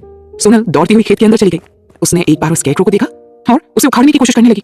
जिस बांस के सहारे उसे खड़ा किया गया था वो काफी मजबूती से जमीन में खड़ा हुआ था। उसे उखाड़ने के लिए सोनल को काफी मेहनत करनी पड़ी, मगर फाइनली उसने उसे उखाड़ ही लिया। उसके ऊपर से मटका और घास फूस हटाकर उसने वहीं खेत में फेंक दिया और बांस लेकर खुशी से उछलती हुई सिद्धार्थ की तरफ आने लगी। ये तुम्हारी है, इसकी हेल्प लेकर तुम आसानी से चल पाओगे। उसने सिद्धार्थ को वो बड़ी सी बैम्बू स्टिक दिखाते हुए कहा। सिद्धार्थ ने एक बार उस स्टिक की तरफ देखा और फिर मुस्कुराते हुए हाँ में अपना सिर हिला दिया। जैसे ही सोनल खेत से बाहर आई, वहां कुत्तों के भौंकने की आवाज सुनाई देने लगी। ये कोई आवारा गली मोहल्ले के कुत्ते की आवाज तो बिल्कुल नहीं लग रही थी। उसने एक बार पीछे मुड़कर देखा, उसके पीछे दूर से 2 बड़े-बड़े कुत्ते दौड़े चले आ रहे थे। शायद खेत के मालिक ने अपनी गैर हाजिरी में इन कुत्तों को खेतों की रखवाली का काम दे रखा था। सोनल को खेत से बाहर निकलते देखकर उन्होंने उसे चोर समझ लिया था। सोनल तो उन्हें अपनी तरफ आते देखकर इतना घबरा गई थी कि अपनी जगह से हिलना भी भूल गई। स्टूपिड, वहां खड़ी क्या कर रही हो? जल्दी यहाँ मेरे पास आओ। उसे वहां खड़ी देखकर सिद्धार्थ जोर से चिल्लाया। उसकी आवाज सुनकर सोनल जैसे होश में आई, तुरंत भागते हुए वो सिद्धार्थ के पास आ गई। जैसे ही वो उसके करीब आई, सिद्धार्थ ने तुरंत उसका हाथ पकड़कर उसे अपने पीछे खींच लिया और खुद उन कुत्तों के सामने खड़ा हो गया। सोनल का दिल अब भी तेजी से धड़क रहा था। उसने सिद्धार्थ के पीछे से झांककर देखा तो वो कुत्ते अब उनके करीब और करीब आते जा रहे थे। अंधेरे में उनकी चमकती हुई आंखें देखकर सोनल की घबराहट और बढ़ती जा रही थी। एक सांप का ही काटना क्या कम था, जो अब ये कुत्ते भी उन्हें काट खाने को तैयार खड़े थे। तेजी से दौड़ते हुए वो दोनों कुत्ते उनसे मुश्किल से 4 कदम की दूरी पर आकर रुक गए और उन दोनों को देखकर जोर जोर से भौंकने लगे। सिद्धार्थ ऐसी हालत में नहीं था कि उन दोनों कुत्तों का मुकाबला करके उन्हें भगा सके, ना ही वो दोनों वहां से भागकर जाने की हालत में थे। अब बस एक ही तरीका था कि सोनल खुद ही उनका मुकाबला करे, वरना उनसे बचने की कोशिश में सिद्धार्थ और ज्यादा इंजर्ड हो जाता। जब वो दोनों कुत्ते उनके बेहद करीब आ गए तो सोनल उस बैम्बू स्टिक को हाथ में मजबूती से पकड़े हुए खुद सिद्धार्थ के सामने आकर खड़ी हो गई। सोनल, ये क्या कर रही हो तुम? पीछे हट जाओ। सिद्धार्थ ने उसे वापस खींचने की कोशिश करते हुए कहा, नहीं, ये मेरी वजह से यहाँ है ना, तो इनका सामना मैं ही करूंगी, तुम टेंशन मत लो। सोनल ने उन कुत्तों के ऊपर अपनी नजरें जमाते हुए जवाब दिया। इससे पहले कि सिद्धार्थ उसे कुछ और कह पाता, सोनल ने अपने हाथ में पकड़ी स्टिक को हवा में ऊंचा उठाया और उससे आगे खड़े कुत्तों को जोर से हिट किया। उसका निशाना सही लगा था। स्टिक जाकर सीधे कुत्ते के पैरों पर लगी थी और वो जोर से आवाज करता हुआ लड़खड़ाकर वहीं जमीन पर गिर गया। अपने साथी की यह हालत देखकर दूसरा कुत्ता तो पहले ही 2 कदम पीछे हट गया, मगर फिर तेजी से आगे आते हुए जोर से सोनल के ऊपर भौंकने लगा। सोनल ने उसके ऊपर भी एक जोरदार वार किया और उसका भी वही हाल हुआ। दोनों ने उठकर एक बार फिर उसका मुकाबला करने की कोशिश की, मगर ये देखकर सोनल ने गुस्से में स्टिक से जमीन पर वार किया और वो दोनों घबराकर वहां से भाग खड़े हुए। सोनल ने राहत की सांस ली और मुड़कर सिद्धार्थ की तरफ देखा। देखा, मैंने कहा था ना मैं संभालूंगी। हाँ, उसने खुशी से मुस्कुराते हुए कहा, आई थिंक अब मैं भी तुम्हें प्रोटेक्ट कर सकती हूँ। सिद्धार्थ को उसकी बात सुनकर हंसी आ गई। वैसे सोनल की बात में सच्चाई थी। आज सोनल ही तो उसे प्रोटेक्ट कर रही थी। आज तक तो वो ही उसके लिए सुपरमैन बनता आया था, लेकिन आज पहली बार वो उसके सामने सुपर वुमन के रूप में खड़ी होकर उसे प्रोटेक्ट कर रही थी। भले ही आज सोनल चेहरे से खूबसूरत नहीं लग रही थी, मगर सिद्धार्थ के लिए वो आज इस दुनिया की सबसे खूबसूरत लड़की थी। जितनी बार भी वो उसकी तरफ देखता था, उतनी बार उसे उससे फिर से प्यार हो जाता था। काफी देर की कोशिश के बाद फाइनली वो उस जगह पर पहुंच गए थे जहां उनकी गाड़ी पार्क थी। अब तक सोनल की पूरी एनर्जी लगभग खत्म हो गई थी। उसे ऐसा लग रहा था जैसे वो गाड़ी तक पहुंचने से पहले ही जमीन पर गिर जाएगी। गाड़ी के बोनट से पीछे टिकाए रोहित परेशान सा वहां खड़ा उन दोनों का इंतजार कर रहा था। सिद्धार्थ को गए हुए काफी टाइम हो चुका था, लेकिन अब तक ना तो उसका कहीं आता पता था और ना ही सोनल का। इस वजह से उसे उन दोनों की फिक्र हो रही थी। हाथ में फोन लिए वो लगातार उन दोनों का ही फोन ट्राई कर रहा था, मगर उन दोनों का ही नंबर कंटिन्यूअसली नॉट रीचेबल आ रहा था। उसने गाड़ी की हेडलाइट्स ऑन कर रखी थी ताकि अंधेरे में उसे देखने में परेशानी ना हो। जब उसने दूर से उन दोनों को आते हुए देखा ना, तब जाकर उसकी जान में जान आई। मगर उन दोनों की जो हालत थी उसे देखकर थोड़ा अजीब लगा। सिद्धार्थ ने अपनी शर्ट भी नहीं पहन रखी थी और वो सोनल का सहारा लेकर बड़ी मुश्किल से चल पा रहा था। रोहित लगभग दौड़ता हुआ उन दोनों के पास पहुंचा। परेशानी में उसने एक ही साथ उन दोनों से ढेर सारे सवाल पूछ लिए। भाभी जी कहाँ रह गई थी आप? अरे जब आप और सर दोनों ही नहीं लौटे तो आपको खोजने के लिए मैं अंदर शांति भवन तक भी गया था, लेकिन आप वहां भी नहीं थे। अब इतना कहते हुए वो उन दोनों के एकदम करीब आ गया था। कार की लाइट्स में जब रोहित ने सोनल का चेहरा देखा तो वो बुरी तरह घबरा गया। ये आपके फेस को क्या हुआ भाभी जी? मगर वो आगे और कुछ कह पाता उससे पहले ही सिद्धार्थ ने हाँफते हुए कहा, बातें बाद में करना, पहले जल्दी से उसे हॉस्पिटल पहुंचाओ। Okay okay sir. कहते हुए रोहित ने तुरंत उन दोनों को सहारा देकर गाड़ी में बैठने में हेल्प की और गाड़ी एकदम फुल स्पीड से सिटी हॉस्पिटल की तरफ घुमा दी। ट्रीटमेंट के बाद मूवमेंट के लिए सिद्धार्थ को व्हीलचेयर का सहारा लेना पड़ा, क्योंकि फिलहाल वो ज्यादा चल फिर नहीं पा रहा था। हॉस्पिटल के अपने रूम में वो इस वक्त खिड़की के सामने बैठा अपने ख्यालों में गुम था। उसके हाथ में एक सिगरेट थी, मगर वो अपनी सोच में इतना गुम था कि उसे जलाने की बजाय वो उसे अपने हाथ में पकड़कर बस उलट पलट कर रहा था। उसी समय अमन अपने हाथ में दवाइयों का एक बॉक्स लेकर उसके कमरे में आ गया। अब कैसा फील हो रहा है? अमन ने उसकी तरफ देखते हुए पूछा। सिद्धार्थ ने एक बार उसकी तरफ देखा और फिर वापस अपनी नजरें खिड़की से बाहर जमा दी। कैसी है वो? जवाब देने की जगह उसने अमन से सवाल किया। अब उसे मैंने टेटनस का इंजेक्शन लगा दिया है, सारे जख्मों को भी साफ करके दवा लगा दी है मैंने, फिलहाल वो सो रही है। अमन ने साथ लाया हुआ दवाइयों का बॉक्स टेबल पर रखते हुए जवाब दिया। ओके, लेकिन उसकी कमर पर भी काफी चोट आई थी ना? सिद्धार्थ ने इस बार उसकी तरफ देखते हुए कहा। अरे हाँ, वो एक्चुअली चोट आने के साथ उसकी मसल्स भी खिंच गई है, तो मैं कुछ दवाइयां दे दूंगा। उन्हें लगाने से सूजन और दर्द धीरे धीरे कम हो जाएगा और कुछ दिन के लिए उसे आराम करने देना, ठीक है? डोंट वरी, वो जल्दी ठीक हो जाएगी। अमन ने एक हल्की सी स्माइल के साथ जवाब दिया, मगर उसकी बात सुनकर सिद्धार्थ के चेहरे पर कोई फर्क नहीं आया। वो अब भी वैसे ही परेशान सा बैठा खिड़की से बाहर देख रहा था। ये देखकर अमन उठकर उसके पास आ गया। खिड़की के पास दीवार के साथ पीठ टिकाकर खड़े होते हुए उसने एक बार सिद्धार्थ की तरफ गौर से देखा और मजाकिया लहजे में बोला, यार तुम दोनों भी कमाल के हो। मुश्किल से 2 किलोमीटर के रास्ते में कितने सारे कांड कर डाले तुम लोगों ने। क्या हालत बनाकर लौटे हो तुम दोनों। सिद्धार्थ के चेहरे पर भी एक फीकी सी मुस्कान आ गई थी। एक्चुअली वो भी यही सोच रहा था, मगर सोनल ने तो आज सच में दिल जीत लिया यार। तेरी बॉडी से जहर निकालने के चक्कर में उसने अपनी पूरी शक्ल बिगाड़ ली। चलती फिरती कार्टून नजर आ रही है वो। कहते कहते अमन को हंसी आ गई। आज से पहले जितनी बार भी सोनल उससे मिली थी ना, हर बार वो उसकी खूबसूरती और अच्छे बिहेवियर से इंप्रेस हुआ था, लेकिन आज जब उसने उसके बड़े बड़े बलून जैसे सोशल लिप्स को देखा तो वो शॉक रह गया। उसे हंसता देखकर सिद्धार्थ ने नाराजगी से उसकी तरफ देखा। उसे नाराज होता देखकर अमन ने हंसना बंद कर दिया और मुस्कुराते हुए बोला, मगर उसकी तारीफ करनी पड़ेगी, उसने बहुत हिम्मत दिखाई आज। ये तो अच्छा हुआ कि सांप का जहर ज्यादा स्ट्रांग नहीं था, फिर भी अगर उसने टाइम पर तेरी बॉडी से जहर नहीं निकाला होता ना तो तू तो। कहते कहते अमन सीरियस हो गया था, मगर फिर तुरंत सिद्धार्थ के सिर पर हल्के से हाथ मारकर हंसते हुए बोला, तू आज यहाँ बैठकर मुझे आंखें दिखाने के लायक भी नहीं रह जाता। सिद्धार्थ ने अब अपने हाथ में पकड़े हुए सिगरेट को सुलगा लिया था। उसके 2 लंबे लंबे कश लगाने के बाद उसने सीरियस होते हुए पूछा, सुन, उसके चेहरे पर बहुत सारे स्क्रैचेस लगे थे, वो उनके निशान तो नहीं रह जाएंगे ना? उसने सोनल के फेस पर खुद बहुत सारे स्क्रैचेस देखे थे। अपनी फेस को लेकर लड़कियां कितनी सेंसिटिव होती हैं, ये बात भी वो अच्छे से जानता था। अगर सोनल के फेस पर निशान पड़ गए तो डेफिनेटली वो इस बात से डिप्रेस हो जाएगी। ना, इतने भी गहरे स्क्रैचेस नहीं है, और वैसे भी तुम इस वक्त इस शहर के सबसे काबिल डॉक्टर से बात कर रहे हो। अरे इन छोटी मोटी इंजरीज को हैंडल करना तो मेरे बाएं हाथ का खेल है। अमन ने अपना कोट ठीक करते हुए थोड़ा प्राउडली जवाब दिया। अपनी तारीफ बंद कर और उसे जल्दी से ठीक करने का कोई तरीका बता। सिद्धार्थ ने उसे आंखें दिखाते हुए कहा, अरे वही तो बता रहा हूं, सर कोई इज्जत ही नहीं यहाँ तो मेरी। कहते हुए अमन ने चढ़ते हुए दवाइयों का बॉक्स लेकर सिद्धार्थ के हाथों में दे दिया। ये दवाइयां मैं सोनल के लिए लेकर आया था, इन दवाइयों से वो बहुत जल्द ठीक हो जाएगी। अब तक सिद्धार्थ की सारी टेंशन दूर हो चुकी थी। थैंक यू, जो आज तूने किया है ना उसके लिए मेरी तरफ से तेरे लिए फ्री ट्रीट है। सिद्धार्थ ने अमन की तरफ देखते हुए कहा, रियली? ओके, तो फिर ठीक होते ही तू मुझे डिनर के लिए लेकर जा रहा है, और बताने की जरूरत नहीं है कि मुझे यहाँ के सबसे महंगे रेस्टोरेंट में सबसे एक्सपेंसिव डिनर ट्रीट चाहिए। जैसी तेरी मर्जी। सिद्धार्थ ने वापस अपनी नजरें खिड़की के बाहर जमा दी। मैं अंदर आ सकता हूँ? जोर नॉक करने की आवाज से उन दोनों का ध्यान उस तरफ चला गया। दरवाजे पर रोहित खड़ा था। बिना कुछ बोले सिद्धार्थ ने अपना हाथ उठाते हुए रोहित को अंदर आने का इशारा कर दिया। अंदर आते ही रोहित की नजर अमन के ऊपर पड़ी। उसने अमन को हेलो कहा और सीधा जाकर सिद्धार्थ के सामने खड़ा हो गया। सर, मैंने यहाँ हॉस्पिटल में आपके और भाभी जी के एडमिशन का प्रोसेस कंप्लीट कर दिया है। सिद्धार्थ ने उसकी बात सुनी, लेकिन कोई जवाब नहीं दिया। ये देखकर रोहित ने डरते हुए पूछा, सर अब आपकी तबीयत कैसी है? रियली? अब तुम्हें मेरी फिक्र हो रही है? सिद्धार्थ ने उसके ऊपर तंज कसते हुए जवाब दिया। रोहित को भी समझने में देर नहीं लगी कि सिद्धार्थ इन सारी मुसीबतों के लिए सीधे सीधे उसे जिम्मेदार ठहरा रहा था। हताशा से भरकर उसके मुंह से गहरी सांस निकल गई और फिर उसने वही किया जो वो पूरे रास्ते ड्राइव करते हुए कर रहा था। पूरे रास्ते वो सिद्धार्थ से माफी मांगता आया था, लेकिन सिद्धार्थ ने उसे कोई जवाब नहीं दिया था। फिलहाल उसके पास ऐसा करने के सिवा और कोई ऑप्शन भी नहीं था, सो उसने वही कंटिन्यू किया। सर, आज जो कुछ भी हुआ वो सिर्फ और सिर्फ मेरी गलती की वजह से हुआ।